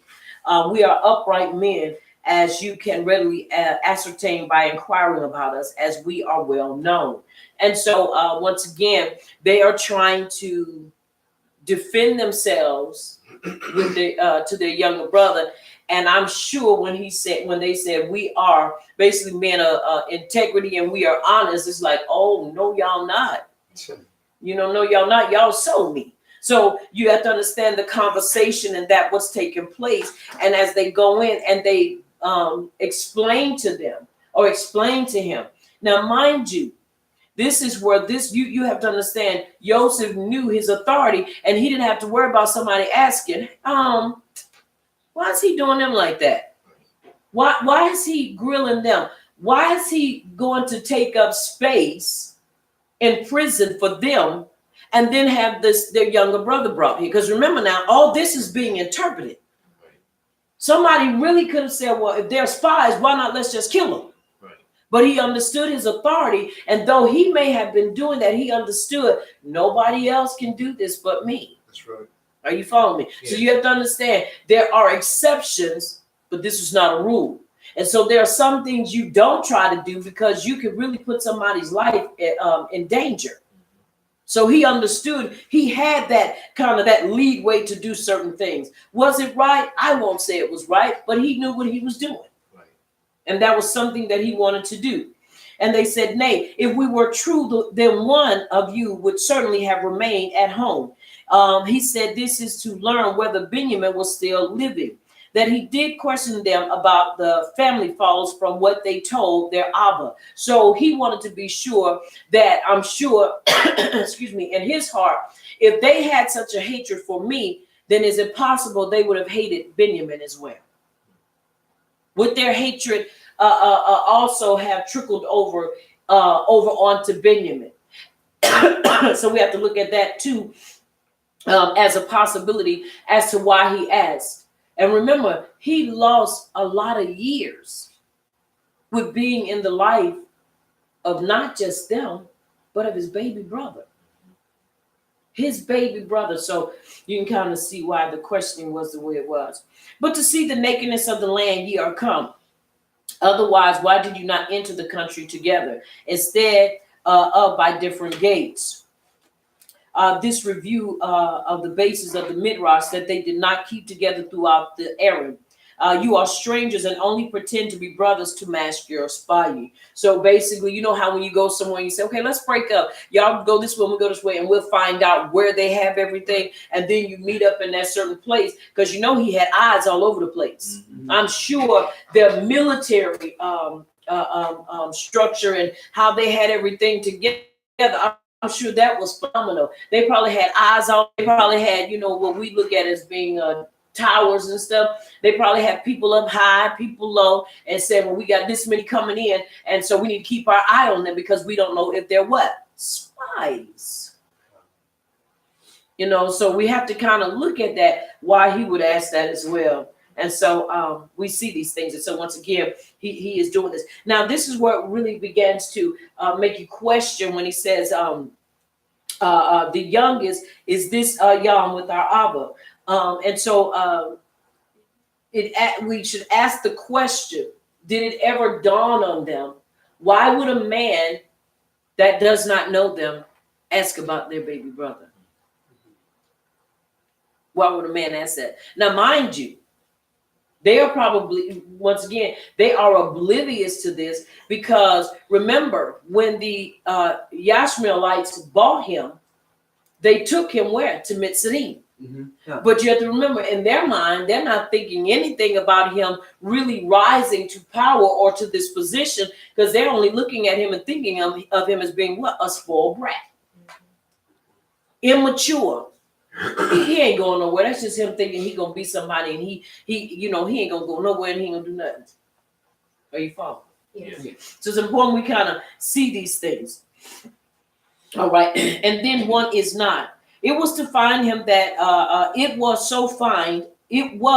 to find him that we scattered. All these details can easily be verified, and they prove our innocence. So once again, they're saying we're innocent, and even though they were not innocent, because the reason why Joseph was no more is because they chose to sell it. If they had not sold him, he would still been with the Mishpachah. Are you following? Yes. All right. So we see these things, and like I say, it is important that we follow, excuse me, the conversation with them. Once again, why? And I try to bring out how can we utilize this and how can we look at it from our perspective here and now. Once again, we're still looking at family issues. And no matter how great a family is, there will be times that issues will arise. But what determines where that family is going to go when those issues arise determines on the ahab, the integrity, and the structure of that mishpachah.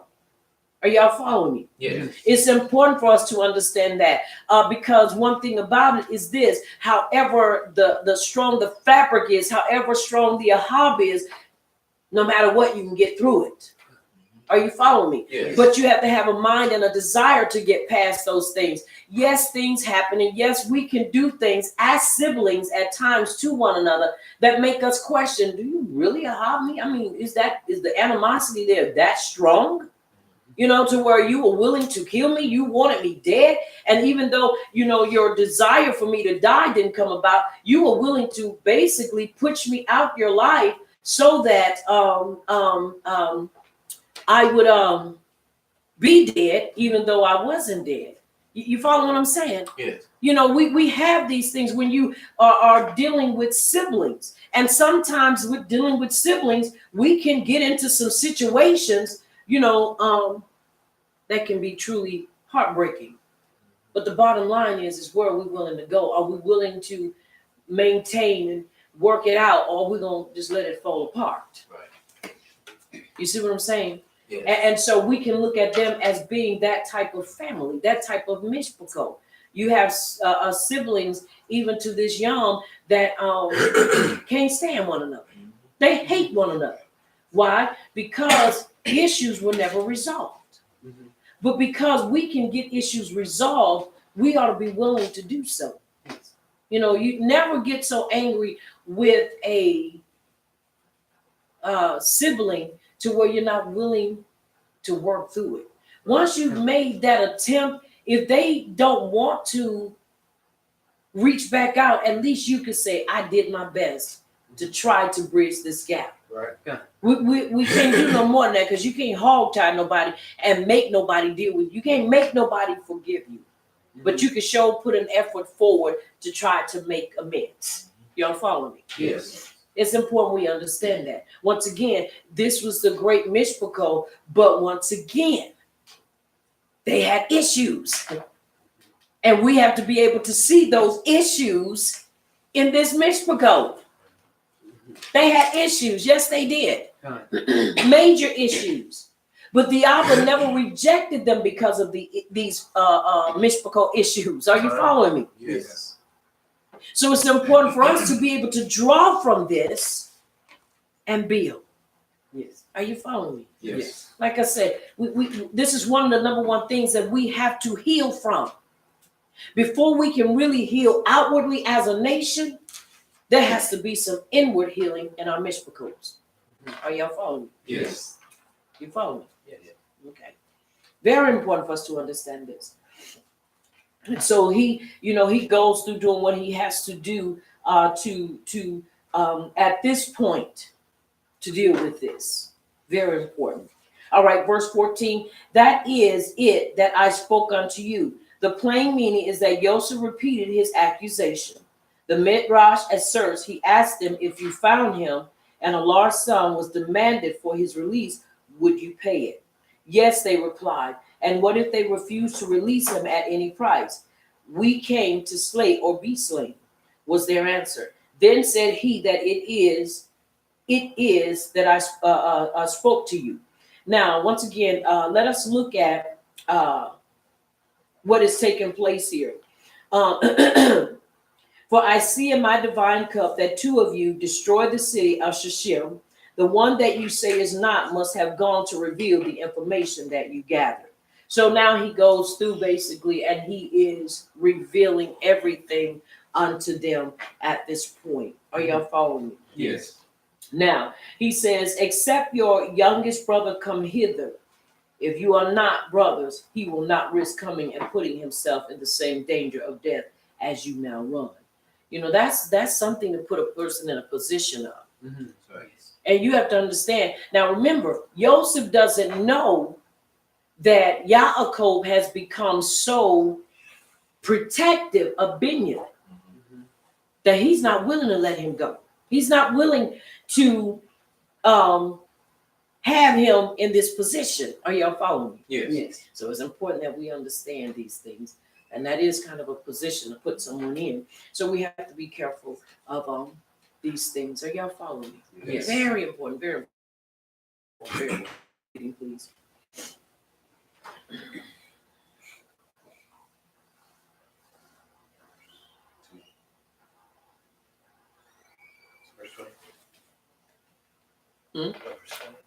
Yes, because we read to 19. 9. And bring your youngest brother to me, and let your words be confirmed, and you do not die. And so they did. And they said to each other, truly, we are guilty concerning our brother, for we saw the distress of his life when he pleaded with us, yet we did not listen. That is why this distress has come upon us. And Reuben answered them, saying, did I not speak to you, saying, do not sin against the boy? And you would not listen? And see, his blood is now required of us.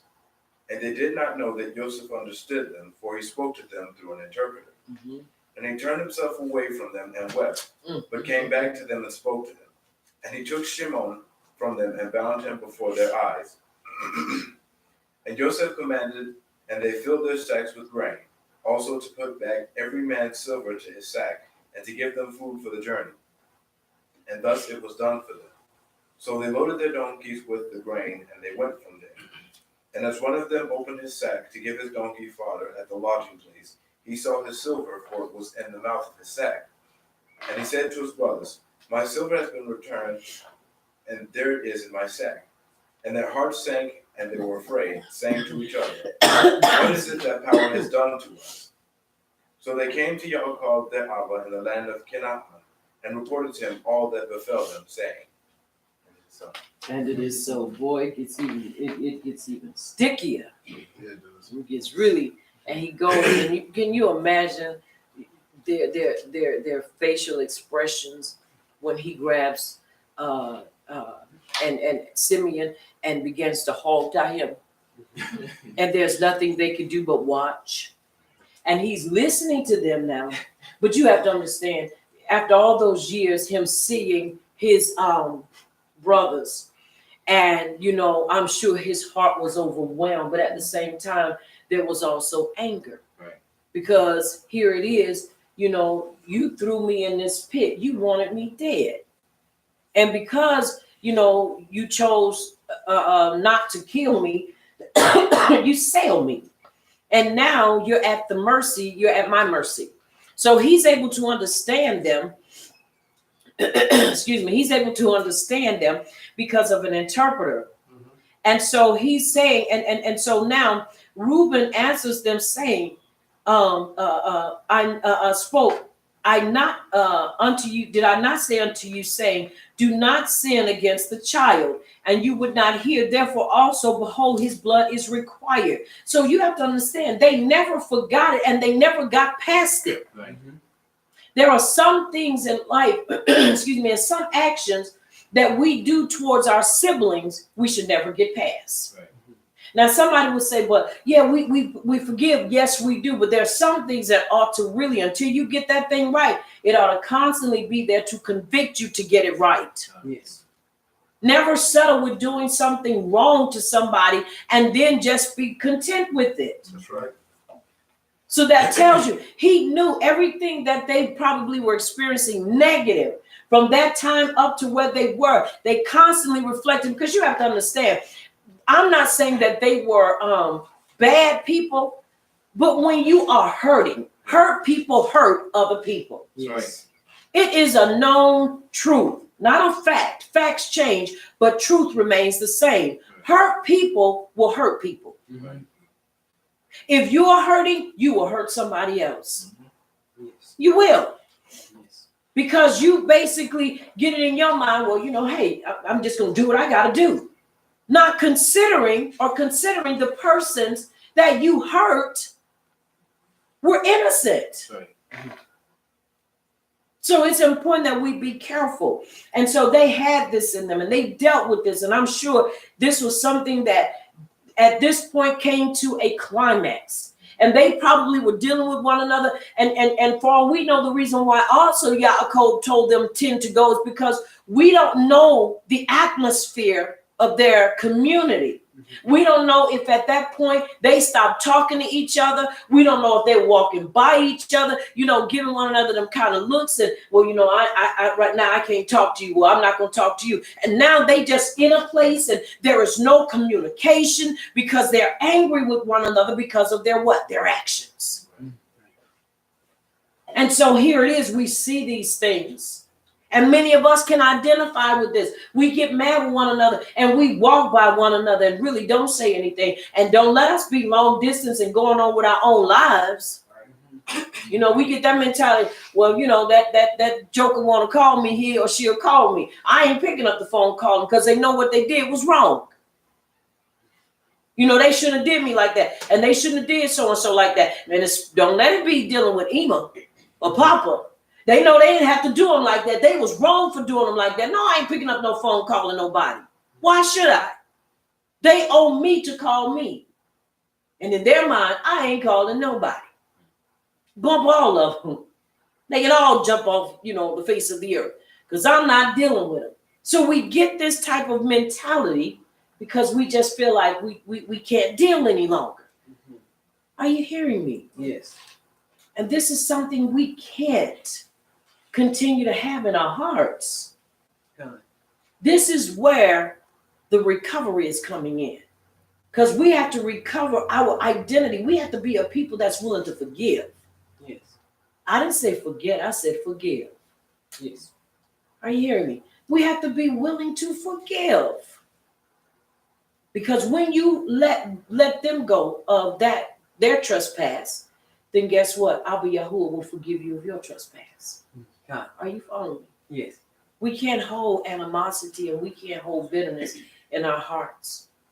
Because when we do, it causes a whole lot of problems to go on within us. Yes. And so, once again, we're seeing this being worked out. We're seeing these things take place. Excuse me. And listen what it says as he understood what was going on. And he turned, verse 24, himself about from them and wept. And he returned to them and spoke to them and took Simeon from among them and bound him before their eyes. Now you have to understand something. He didn't just turn from them. They had where they were, they had like chambers. Because now he's talking to them.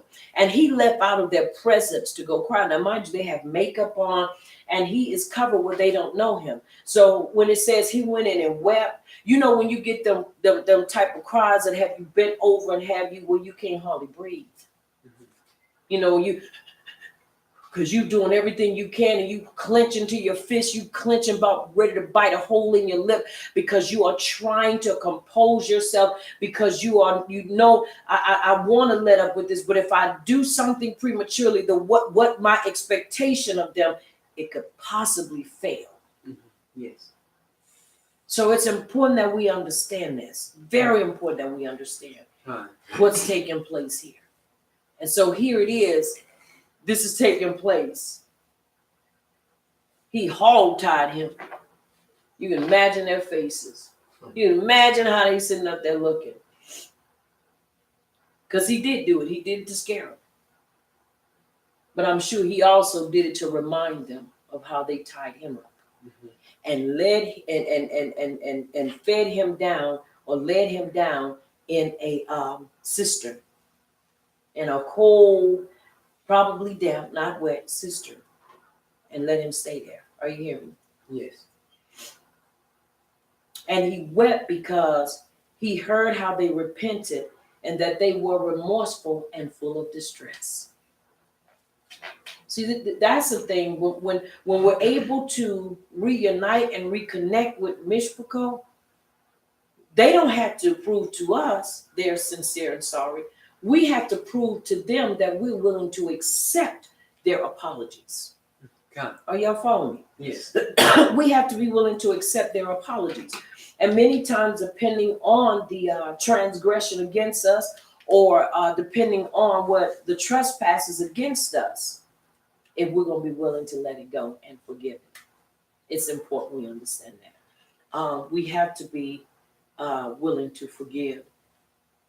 Verse 25, then Joseph commanded to fill their vessels with corn and to restore every man's money into his sack and to give them provision for the way. And that was done. And then when they found it, now mind you, Simeon is already there in jail locked up. They're leaving. So now when they go in and he's getting ready to feed his animal and he finds it in there, he said, now not only are we gonna be in trouble because we still have this money and Simeon is there, but it's going to be like we really were spies. You can imagine, once again, their heart racing and they're trying to figure out what are we going to say when we get back? Yes. What are we going to say? Now, he says, what is this that power has done unto us? And they came unto Yaakov their Abba unto the land of Canaan and told him all that had befallen them, saying, the man, the master of the land spoke roughly with us and took us for spies of the country. Verse 31, and we said unto him, we are upright men, we are no spies. And so here, this is where they have to explain to him. Why do they have to explain this? Because Simeon is not there. Mm-hmm. Are you following me? Yes. Then you have to understand it you have to look at from Yaakov's perspective. Now here it is, all this is done. I send you all, you come back and all this stuff is happening. Yeah, something ain't right. Something is wrong with this. Mm-hmm. None of this should be befalling you if you are upright people. God. All right, let's read verse 32 and let's read 9 verses.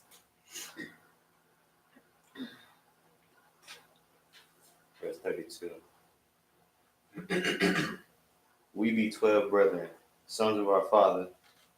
One is not, and the youngest is the day with our father in the land of Canaan. And the man, the Lord of the country, said unto us, hereby shall I know that ye are true men. Leave one of your brethren here with me, and take food for the famine in your households, and be gone.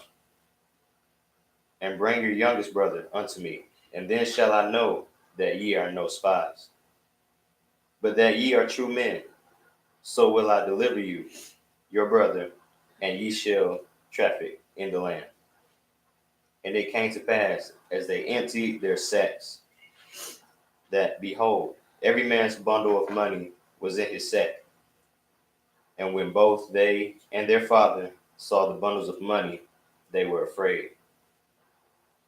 And Jacob, their father, said unto them, Me have ye bereaved of my children. Joseph is not, and Simon is not, and ye will take Benjamin away. All these things are against me. And Reuben spake unto his father, saying, Slay my two sons, if I bring him not to thee. Deliver him into my hand, and I will bring him to thee again. And he said, My son shall not go down with you, for his brother is dead, and he is left alone. His mischief befall him by the way in the which ye go. Then shall you bring down my gray hairs with sorrow to the grave. And famine was sore in the land. And it came to pass, when they had eaten up the corn which they had brought out of Egypt, their father said unto them, Go again, buy us a little food. And Judah spake unto him, saying, The man did solemnly protest unto us, saying, Ye shall not see my face, except your brother be with you. If thou wilt send our brother with us, we will go down and buy the food. But if thou wilt not send him, we will not go down. For the man said unto us, We shall not see my face, except your brother be with you. And Israel said, Wherefore dealt ye so ill with me, as to tell the man whether ye had yet a brother? Excuse me. And they said, The man asked us straitly of our state and of our kindred, saying, Is your father yet alive? Have ye another brother? And we told him, according to the tenor of these words. Could we certainly know that he would say, Bring your brother down? And Judah said to Israel, his father, Send the lad with me, and we will arise and go, that we may live and not die, both we and thou, and also our little ones. I will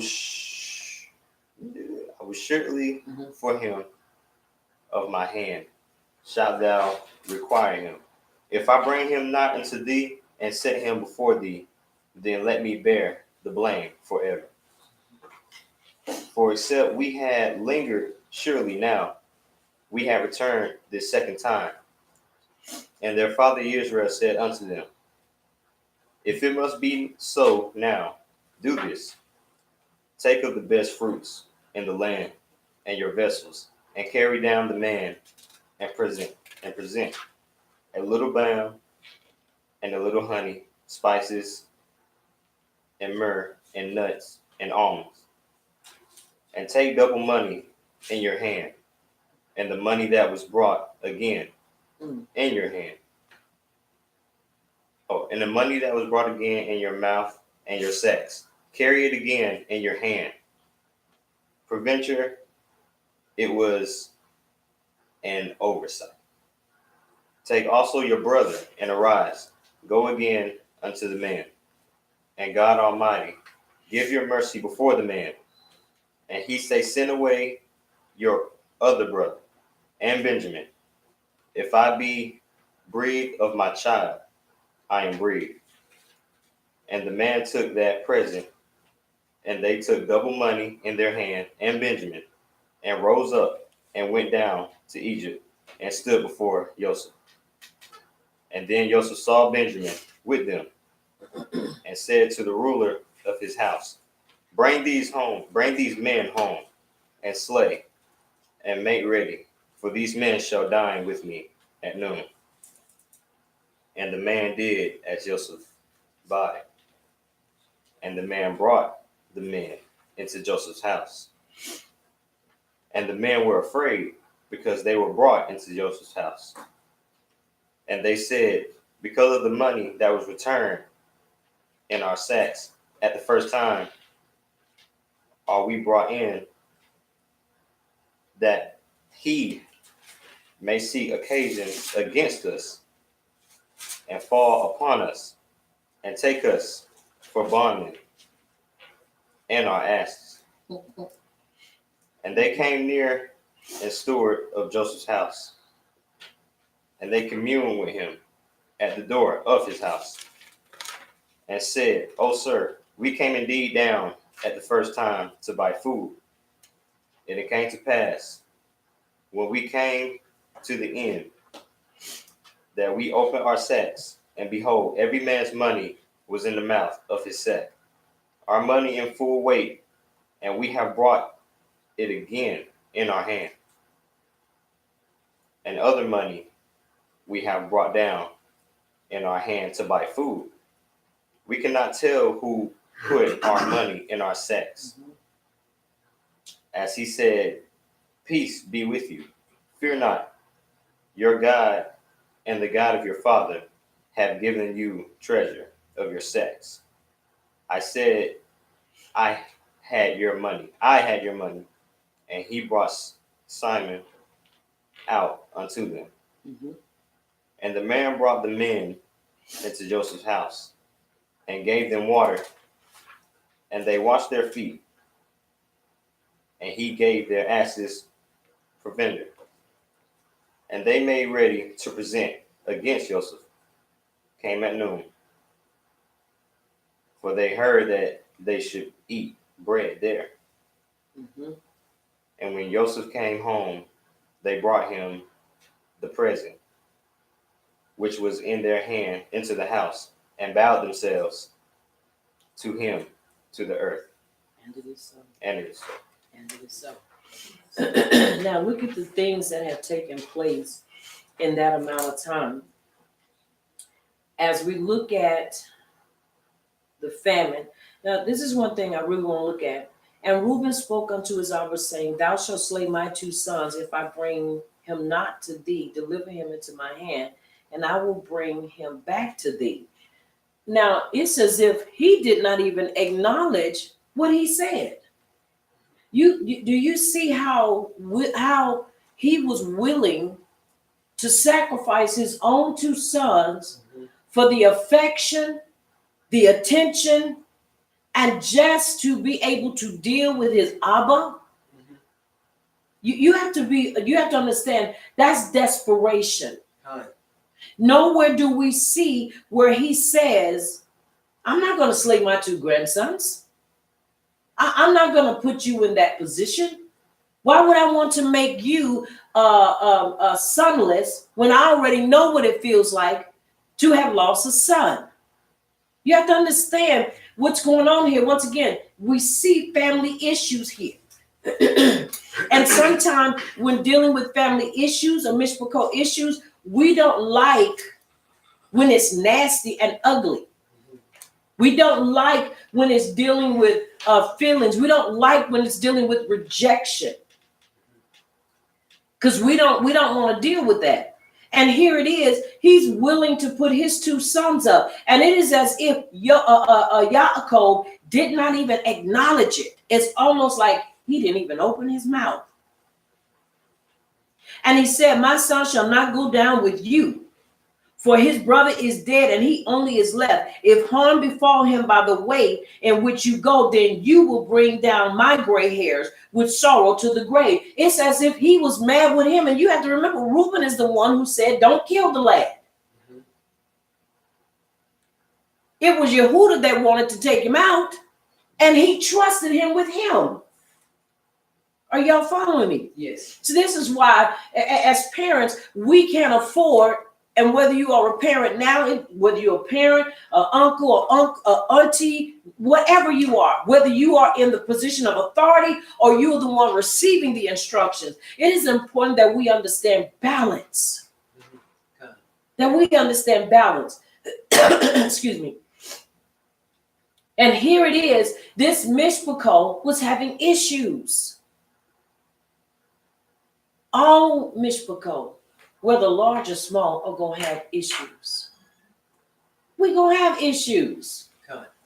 You're going to have issues whether you have your own children or whether you're the sibling that resembles this situation. But the bottom line is how we deal with it determines how we're going to come out of it. That's right. It determines how we're going to come out of it. And he said, he's not going anywhere with you. You can see the animosity there. You can see the anger there. You can see and hear the anger that was there. He said, he ain't going nowhere with you. Now, mind you, once again, he said unto him, Abba, thou shalt slay my 2 sons. He said, you can kill them. That is desperation. Yes. That's desperation. He said, but he ain't going with you. I don't care what you do. He's not going with you. And the famine was sore in the land, and it came to pass when they had eaten up the corn, which they had brought out of Mitzrayim, that their Abba said unto them, go again, buy us a little food. Now, mind you, how long did it take for them to consume the food? This whole time, Simeon is still there. They've not gone back to get him. You know how he probably was there about 30 to 60 days. He left there. And he said, all right, it's time to go get some food. And they're telling him, we can't go back in the presence of this man unless, we have this. Now listen what it says in verse 3. And Yehudah spoke unto him, saying, the man did earnestly forewarn us, saying, you shall not see my face except your brother be with you. If thou wilt send our brother with us, we will go down and buy thee food. But if thou wilt not send him, we will not go down. For the man said unto us, you shall not see my face except your brother be with you.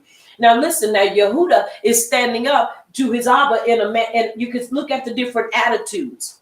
Reuben is doing it because Reuben is saying, we'll go, and if I don't bring him back, kill my 2 sons. Yehudah says, now this is the way it's going. We ain't going nowhere. Because unless we take Benjamin, what is the purpose of going? So you can kind of see once again the conversations. You can kind of feel the vibrations in the conversation, and you can kind of sense the animosity, the hurt, and the anger in these conversations. Are y'all following me? Yes. Because Yehudah just blatantly says, we ain't going. Because unless we do as he said, why should we go back? Now, mind you, once again, they didn't see Simeon hogtied and put in prison. Whereas they're eating and enjoying themselves, he's in prison. He's tied all up.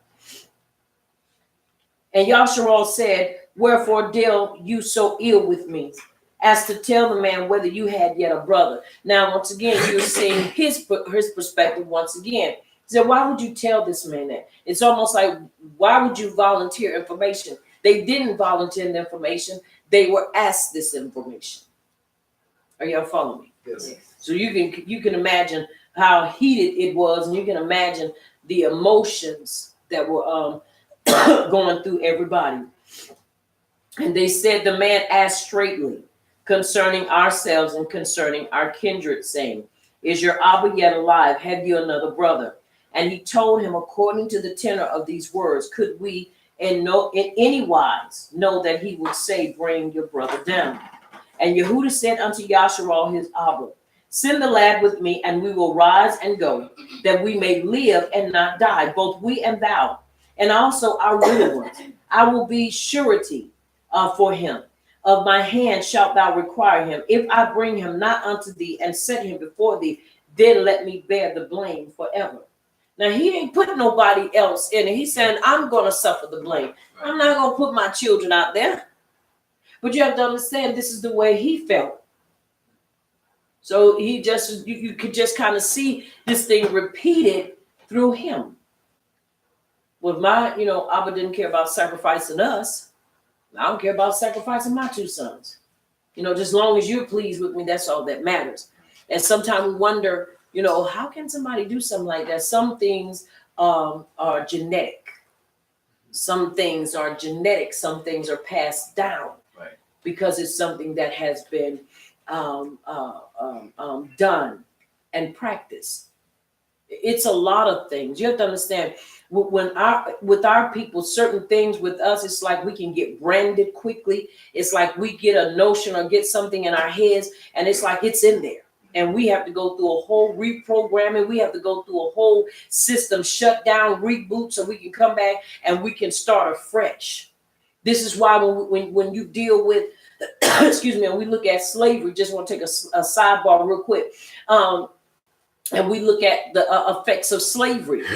This thing was embedded in our ancestors and forefathers so that some things we were born with and we carry traits of, even though we ourselves were never in slavery. Right. Are y'all following me? Yes. Where we sometimes, some of us are very passive. Then there are those of us that are head busters. And so you got those that say, oh, no, don't underestimate me because I'm not my ancestors. Right. I ain't gonna let you push me in the corner. I ain't gonna let you turn the water hose on me. I ain't gonna let you stick no dog on me and the dog eat me up. That mutt will be dead. Right. Are you following me? So you've got those of us because there are certain things that when it was basically forced upon us and it was beat in us, there are some things that carry down. Are you following me? Yes. Some traits that are hereditary, some traits that are basically put in there. This thing would do this right now. Right. So it's important that we understand these principles and understand when those things come about, where they are coming from. Reuben was only doing what he felt like his Abba did. He may not have physically sacrificed him, but I'm sure he felt that he sacrificed his emotions. Right. He sacrificed that relationship. Because mind you, Reuben now is a well-seasoned elderly man. Mhm. While Joseph is a young lad. So you can understand and understand men still to this young are hurting and in need of that Abba figure, in need of that embracing, in need of that validation, in need of that aha. That's right. Yeah. And this is why many times, many of them gravitate to camps. And trust me, I'm not against all camps, because I'm not going to sit here and say all camps are wrong. Just like I'm not going to sit here and say everybody's saying that they Hebrew is Hebrew, because that sure is a lie. And that's truly not the truth. But what I am saying, you have those that are out there that want to feel connected. They want to have somebody embrace them. And this ain't got nothing to do with being a homosexual. It ain't got nothing to do with being funny. Right. It is talking about being validated by your Abba, being validated by someone, a male that is seasoned and understand truth. And here it is. He wanted that validation from his Abba, and he would not give it to him. He wouldn't give it to him. It was like, you just talking.